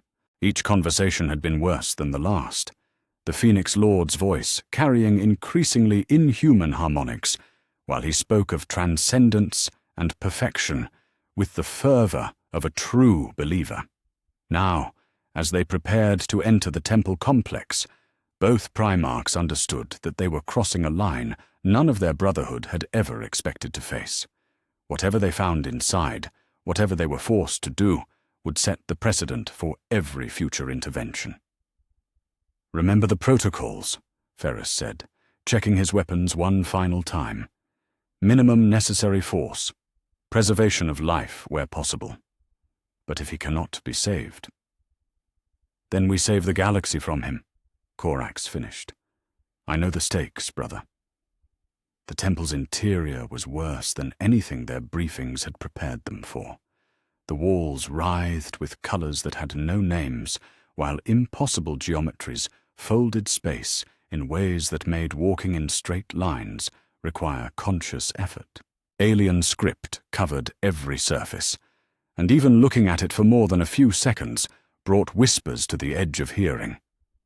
They found the first corrupted Emperor's children in what had once been the temple's main chamber. The Space Marines knelt before a massive crystalline structure that pulsed with violet light, their armor fused with their flesh in patterns that spoke of willing transformation rather than accidental mutation. "Brothers," one of them said without turning around, his voice carrying the same harmonic distortions they had heard from Fulgrim. "You arrive at the perfect moment. The awakening is nearly complete." "Stand down, Astartes," Ferrus commanded, his voice carrying the absolute authority of a Primarch. "You will return to your ships immediately and submit to purification protocols." The corrupted Space Marine finally turned, revealing a face that was still recognizably human, but stretched and refined until it achieved a terrible kind of beauty. "Purification? Brother Ferrus, we have already been purified. We have been made perfect." "Where is Fulgrim?" Corax demanded. The Space Marine smiled with too many teeth. "The Phoenix Lord has transcended the need for singular existence. He is everywhere and nowhere, all and one. He is..." The Marine's words were cut off as Ferrus's power fist connected with his head, reducing the corrupted warrior to component atoms in an instant. Around the chamber, the other kneeling figures rose with fluid grace, their movements suggesting they were no longer entirely bound by the laws of physics. "Kill them all," Ferrus said grimly. "Whatever they've become, they're no longer our brothers." The battle was brief, but vicious. The corrupted Emperor's children fought with impossible speed and strength, their mutated forms capable of feats that should have been beyond even enhanced human capability. But they were still outnumbered and outgunned, and within minutes the chamber was silent except for the continuing pulse of the alien crystal. "Magnificent," a familiar voice said from the crystal's depths. "Such beautiful violence, such perfect application of force. You have both exceeded your programming admirably." Fulgrim stepped out of the crystal as if it were liquid light, and both Primarchs immediately understood that their brother was lost beyond any hope of recovery. The Phoenix Lord's form shifted and flowed as he moved, sometimes appearing as the perfect human specimen they remembered, sometimes revealing aspects that belonged to no sane geometry. "Fulgrim," Korax said carefully, his weapons trained on his transformed brother. "You can still come back from this. The corruption can be fought, resisted. Our covenant—" "Your covenant," Fulgrim interrupted with a laugh like breaking crystal, "is exactly what brought me here. Do you not see the beauty of it? Every attempt you make to resist corruption drives you deeper into the patterns my patron has woven. Every intervention pushes you further from the light you seek to protect." He gestured to the chamber around them, where alien symbols were beginning to glow brighter in response to the violence that had just occurred. "You came here to save me, and instead you have fed the very powers you fear. The blood you just spilled, the lives you just ended, all of it flows to Khorne through your actions, to Slaanesh through your necessary choices." "We had no choice," Ferrus said, his metal hands beginning to glow with heat. "They were beyond salvation." "As am I," Fulgrim replied with serene certainty. "And soon, as are you. The moment you drew weapons in this sacred place, the moment you spilled blood on ground consecrated to the Dark Prince, you began your own transformation. Can you not feel it beginning?" Korax's enhanced senses suddenly picked up something that made his blood freeze. The air around them was thick with psychic energy, but not the chaotic emanations he had expected. Instead, it carried patterns, organized, purposeful, designed to effect specific changes in anyone who breathed it. "Ferrus," he said urgently, "we need to leave, now." But it was too late. The Gorgon was already changing, his augmetic implants sparking as they interfaced with energies that had never been meant for human technology. His metal hands were beginning to reshape themselves, growing more elegant, more perfect, more alien. "Do you see?" Fulgrim asked, with genuine compassion. "There is no escape, brothers. There is only the choice between fighting the inevitable and embracing it gracefully." Korax felt his own biology responding to the temple's influence, his natural affinity for shadow and fear being enhanced and refined by powers that understood predation better than any human mind. For a moment, the sensation was almost pleasant, like stretching muscles that had been cramped for too long. Then his training kicked in, the mental disciplines that Corvus Corax had developed over decades of warfare against impossible odds. He activated his armor's emergency protocols, flooding his system with combat stimulants and psychic dampeners while sending a priority signal to every member of their covenant. "Priority Alpha Emergency," he broadcast on the encrypted channel that linked all 18 brothers. "Fulgrim is lost beyond recovery. The corruption is airborne, psychically active, and designed to trigger immediate mutation in any Primarch exposed. Ferrus Manus is compromised. I am compromised. We need immediate extraction and full purification protocols." "Such devotion to your little brotherhood," Fulgrim said, with admiration that felt genuine and terrible. "Even as you feel the beauty of transcendence calling to you, you continue to warn your siblings. How perfectly noble, how utterly futile." Ferrus was fighting the changes now, his will battling against the alien energies that sought to remake him. But the corruption was designed specifically for beings like them. tailored to their enhanced biology and shaped by powers that had been studying Primarch nature since their creation. The Covenant! Ferrus gasped, his voice distorting as his vocal cords changed. The protocols, they were supposed to prevent this. They were supposed to give you the illusion of control, Fulgrim corrected gently. The Chaos Gods are not crude hammers, brother. They are artists. And this, your desperate attempt to save fallen siblings, your noble willingness to sacrifice yourselves for others, this is the most beautiful sculpture they have ever carved. The temple around them was changing, too, responding to the presence of 3 Primarchs and the psychic energies they generated. The alien symbols were blazing with light now, and through the crystal's surface, Corax could see shapes moving that belonged to no sane dimension. How long? He forced himself to ask, even as he felt his own transformation accelerating. How long have you been planning this? Since the moment you discovered Father's recording, Fulgrim replied with that same terrible compassion. Did you think it was coincidence that Horus found those files when he did? Did you think your gathering at Unity's promise was your idea? Every choice you have made, every protocol you have established, every intervention you have planned, all of it has been guided toward this moment. The psychic alarm in Corax's mind was screaming now as responses poured in from across the galaxy.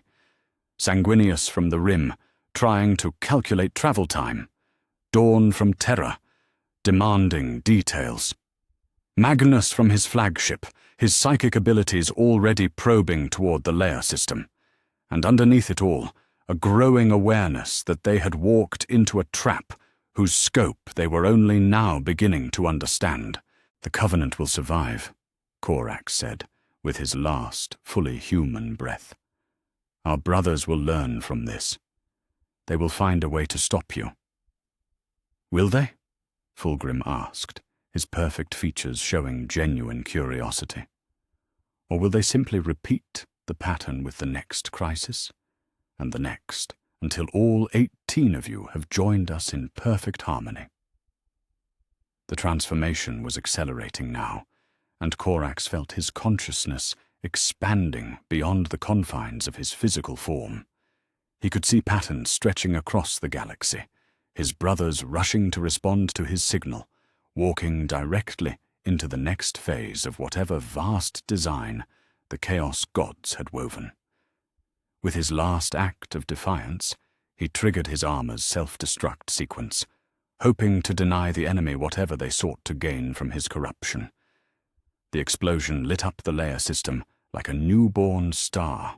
12 hours later, aboard the invincible Reason Lion El Johnson stood in his command center, reading the after-action reports with growing horror. The Raven Guard and Iron Hand's fleets had found nothing at the layer system except a radioactive crater where the temple had once stood. No sign of Corax, Ferrus, or Fulgrim, no sign of the Emperor's children. But across the galaxy, 17 Primarchs were struggling with dreams that tasted of perfection and whispers that promised transcendence. The Covenant had failed its first test, and somehow the Lion suspected that failure had been the point all along. Chapter 11. The Shattered Circle Character. Count 6,847, 5 days after the Lyre incident. The emergency gathering aboard Unity's Promise felt different this time. Where once 18 chairs had formed a perfect circle, now there were gaps like missing teeth in a skull. 3 empty seats served as silent monuments to their failure. Fulgrim's chair draped in purple mourning cloth, Ferrus's covered in black, and Corax's left bare as a reminder that some sacrifices could not be undone. 15 Primarchs remained, and the weight of what they had lost, what they had learned, pressed down on them like the gravity of a dying star. The dreams are getting worse, Sanguinius said without preamble, his perfect features marked by exhaustion that no amount of rest could cure. Every night, visions of what we could become. what we should become according to the voices that whisper in the darkness. Around the circle, heads nodded in grim acknowledgement. Each of them had experienced it, the seductive pull of their specific aspects of chaos, enhanced and refined by whatever psychic contamination had spread from the Leia temple. Even those who had been star systems away during the incident found themselves struggling with dreams that felt more real than waking life. "Magnus," Horus said, his voice carrying the weight of command, despite everything they had learned about the futility of their attempts at control. "What do your psychic analyses show?" The Crimson King's single eye was bloodshot with fatigue and strain. "The contamination is spreading through the warp itself, using our psychic signatures as transmission vectors. Every time we communicate through our encrypted channels, every time we reach out to each other for support, we're actually strengthening the corruption network. So even our attempts to help each other are making things worse," Vulcan said, his normally warm voice flat with despair. "Just like Fulgrim said. Everything we do serves them," Mortarion added, his voice carrying the rasp of grave earth. "Fighting corruption spreads it. Embracing it empowers it. Monitoring each other creates the very surveillance networks they need to manipulate us. We are trapped in a maze where every path leads to the same destination." Lionel Johnson leaned forward in his chair, his pale features set in an expression of grim calculation. "Then we stop trying to navigate the maze. We burn it down." "Meaning?" Dawn asked. "We go to Terra," the Lion replied simply. "We confront Father with everything we know, everything we've learned. We force him to choose between maintaining his lies and losing his sons entirely." Kurz's visions suggested that confrontation leads to civil war, Gilliman pointed out. Catastrophe, the galaxy torn apart. "The galaxy is already being torn apart," Khan said from his position near the circle's edge. "We've lost 3 brothers in 5 days.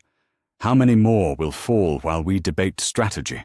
How many more will be turned into weapons against humanity?" Magnus activated a holographic display showing psychic resonance patterns across the galaxy. "The corruption isn't limited to us anymore. I'm detecting sympathetic vibrations in several of our legions. The Emperor's children are completely compromised. Those who weren't with Fulgrim at Leia are experiencing rapid mutation. The Iron Hands are showing signs of techno-heretical innovation that suggests chaos influence. Even the Raven Guard survivors are reporting disturbing changes in their shadowing techniques." "How long before it reaches the general population?" Vulcan asked, though his voice suggested he already suspected the answer. "It already has," Magnus replied grimly. "I've been monitoring reports from across the Imperium.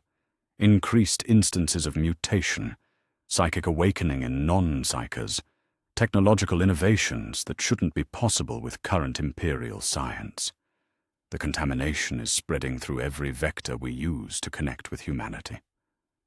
The silence that followed was deafening. They had set out to protect humanity from their own corruption, and instead had created the very network that was now poisoning the species they had sworn to defend. "There's something else," Perturabo said, his voice carrying the mechanical precision that had marked his approach to problem-solving throughout the Great Crusade. "I've been analyzing the timeline of events, cross-referencing with historical data about Father's activities during the Unification Wars and early Crusade." He activated his own display, showing a complex temporal map with highlighted events and connections.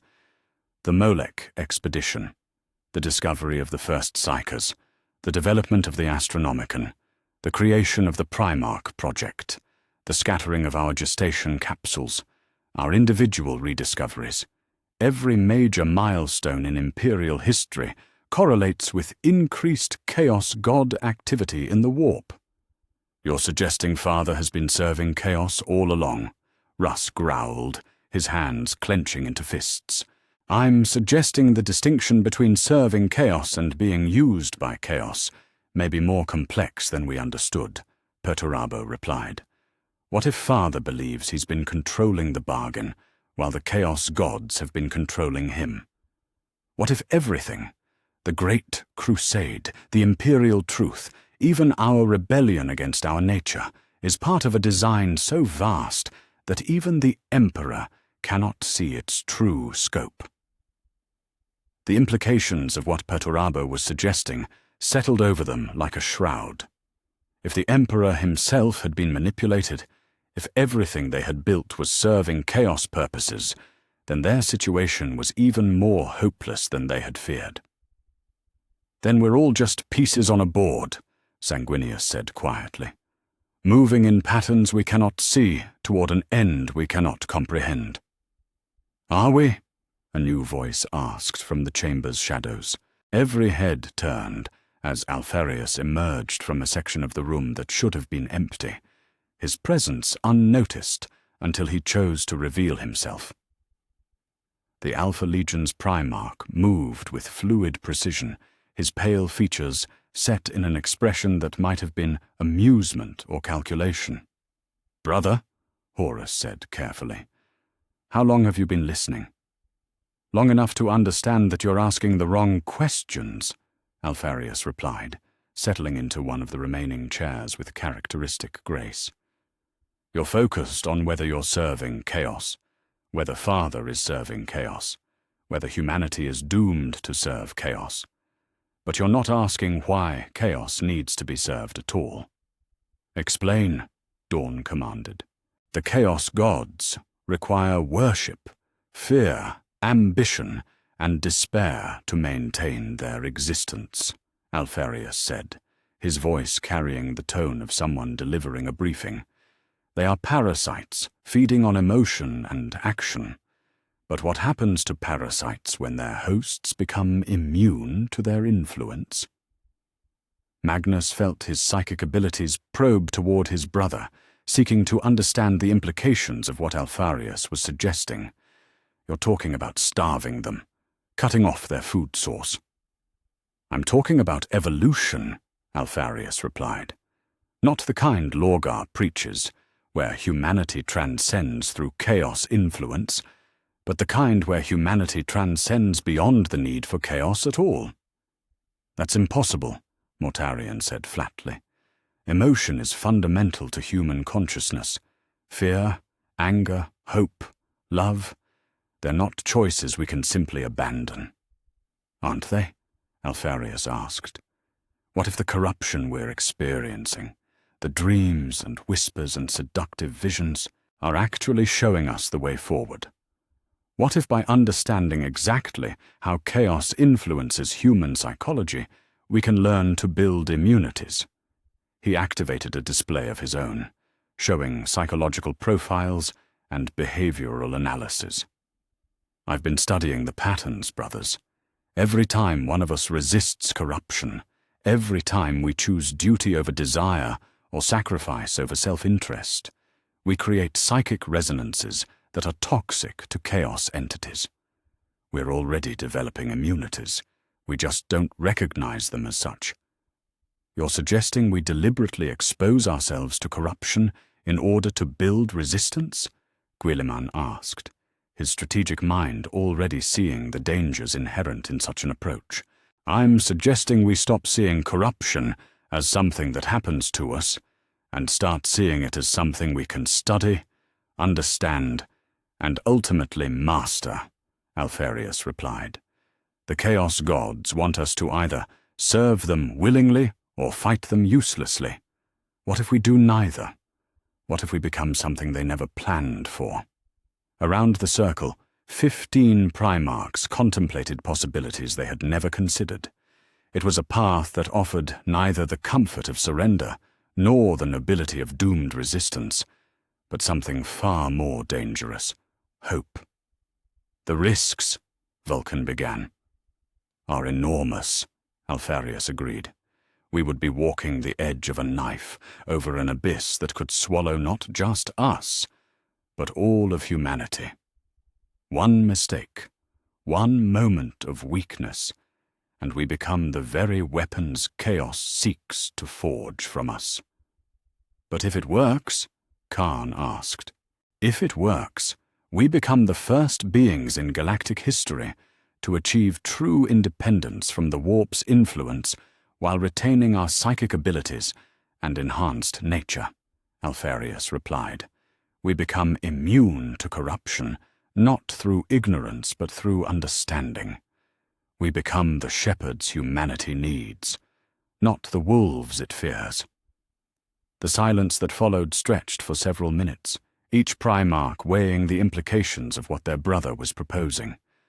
It was Horus who finally spoke, his voice carrying the weight of ultimate decision. It would require perfect coordination, perfect trust, perfect understanding between all of us. Yes, Alpharius agreed. We would need to share everything, every weakness, every fear, every moment of temptation. Yes.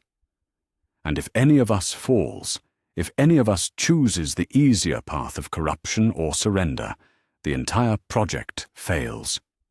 Catastrophically.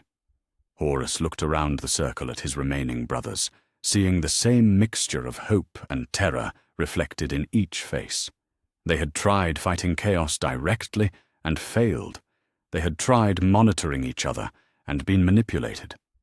Now they were being offered a third path, one that required them to walk directly into the heart of corruption, with nothing but their mutual trust as protection. All in favor? He asked quietly. 15 hands rose in unison. Then we begin immediately, Horus said. And may whatever gods still care about humanity forgive us for what we're about to attempt. Outside the station's viewports, the stars wheeled in their ancient patterns, uncaring of the covenant being forged in the darkness between them. But somewhere in the warp, entities older than humanity paused in their eternal games to consider this new development with something that might have been concern. The Primarchs had found a fourth path, one that even the Chaos gods had not foreseen. Chapter 12. Beyond the Veil Character. Count 7,389 Terra Imperial Palace, 3 months after the fourth path was chosen.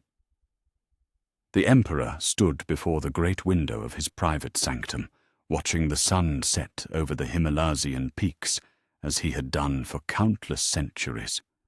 Behind him, golden light emanated from his form with such intensity that mortal eyes would have been blinded instantly.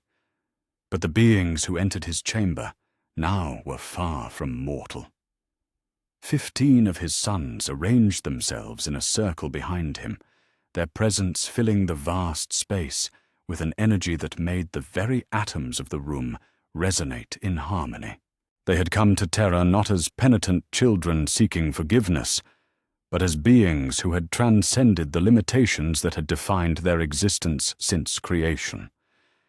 You know why we're here, Horus said, his voice carrying frequencies that had not existed in human speech before their transformation.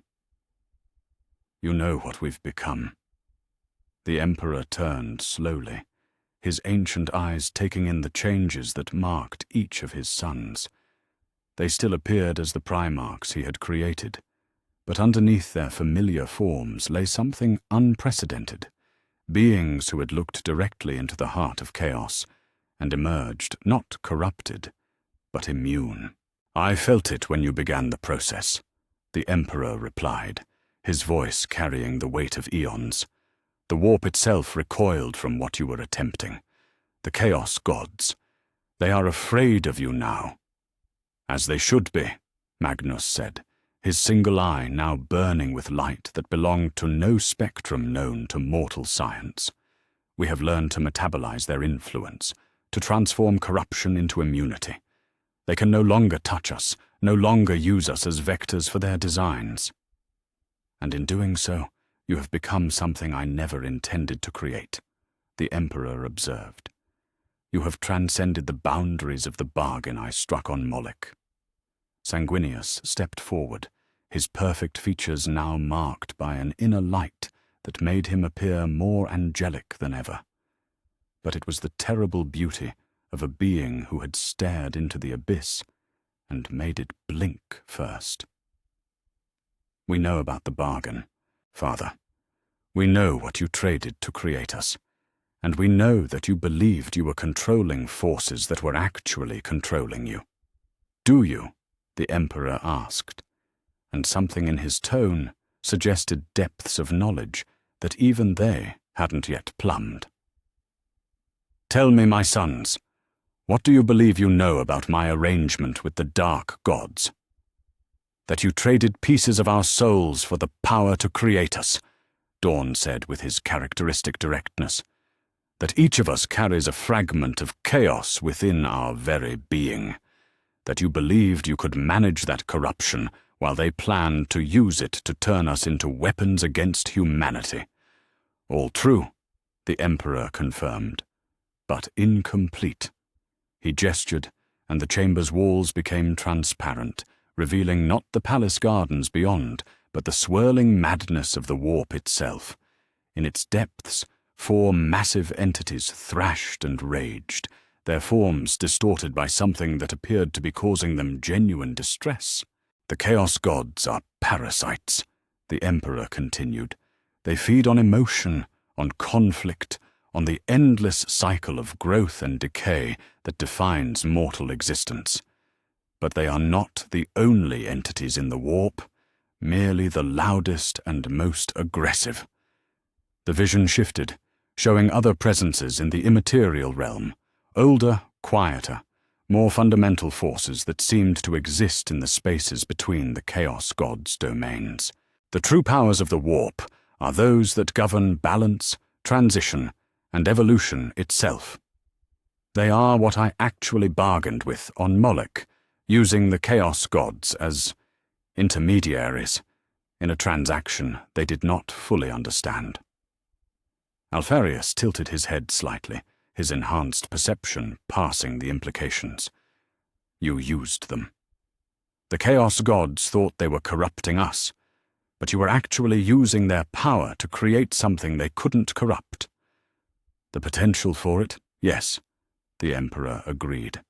But potential is not the same as achievement. You had to make the choice to transcend your limitations yourselves. I could only provide the foundation. And the cost? Vulcan asked quietly. What price did you pay for this foundation? The Emperor's expression grew somber, and for a moment the golden light that surrounded him dimmed. Everything. My humanity, my mortality, my ability to form genuine emotional connections. I became a being of pure will and purpose, capable of guiding humanity, but no longer truly part of it. He looked at each of his sons in turn, his ancient eyes reflecting love and loss in equal measure. I sacrificed my soul so that you might have the option to save yours. The silence that followed was profound. Around the circle, 15 beings who had transcended the boundaries of human and post-human existence contemplated the magnitude of what their father had endured to give them the choice they had ultimately made. There's something else, Gilliman said slowly, his strategic mind working through implications that stretched across millennia. If we're immune to chaos corruption, if we can no longer serve as vectors for their influence, what happens to the Great Crusade? What happens to humanity? That, the Emperor said, depends on what you choose to do with your newfound freedom. Khan stepped forward, his presence carrying the wind-swept freedom of endless horizons. The crusade continues, but differently. We are no longer weapons aimed at external enemies, but shepherds guiding humanity toward its own transcendence. The process we underwent, Magnus added, his psychic abilities now probing realms of possibility that had been closed to him before. It can be adapted, modified. What we achieved through necessity and desperate cooperation, we can teach others to achieve through choice and understanding. Evolution, not conquest, Sanguinius said, his voice carrying harmonics that spoke of futures bright with possibility. We become what we were always meant to be, guides, not gods, teachers, not tyrants. The Emperor nodded slowly. And the corruption that has already spread?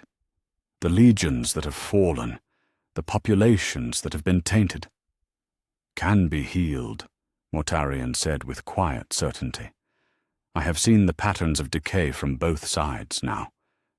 What Nurgle creates through despair and entropy, we can unmake through understanding and renewal.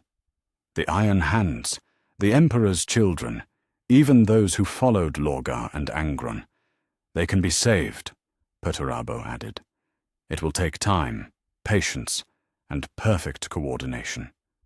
But it can be done.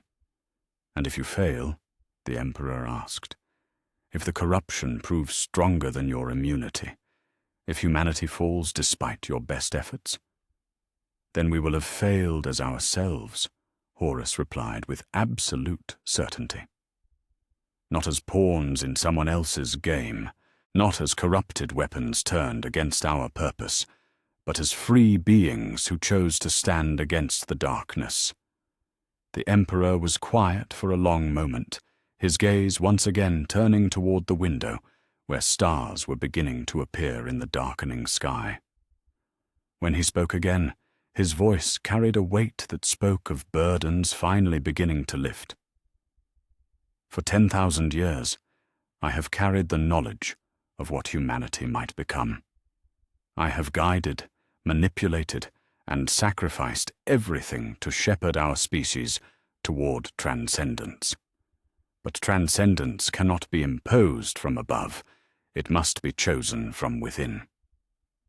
He turned back to his sons, and for the first time in centuries, his expression carried something that might have been peace.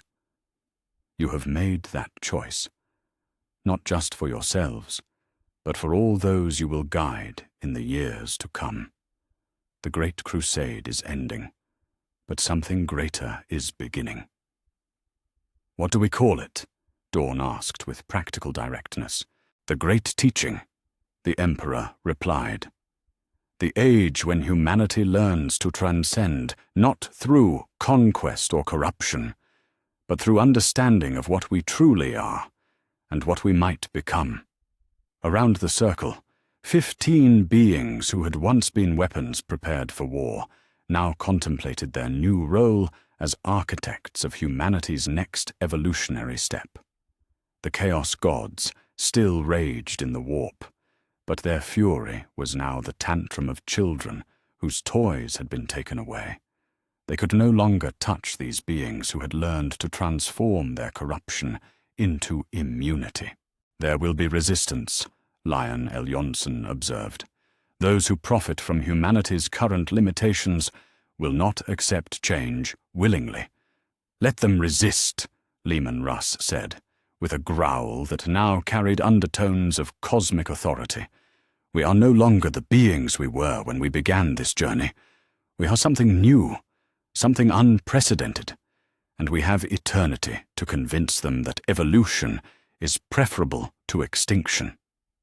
The Emperor moved to join the circle, his presence completing it in a way that made the very structure of reality around them sing with harmony. Then let us begin. The galaxy awaits its teachers, and we have much to show them about the nature of true strength.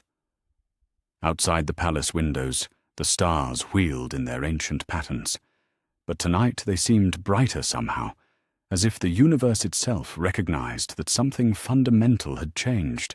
In the depths of the warp, the Chaos Gods continued to rage against beings they could no longer influence or understand. But in the Imperial Palace, 18 beings who had transcended every limitation placed upon them stood ready to guide humanity toward a future that would be written not in blood and conquest, but in wisdom and willing transformation. The Great Crusade was ending. The Great Teaching was about to begin.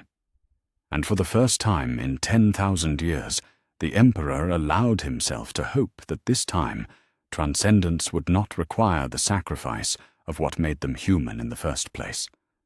The choice had been made. The path forward was clear, and 18 sons who had learned to master the very forces of corruption itself stood ready to shepherd humanity toward a destiny that even the Chaos Gods could not corrupt. End of Volume 1.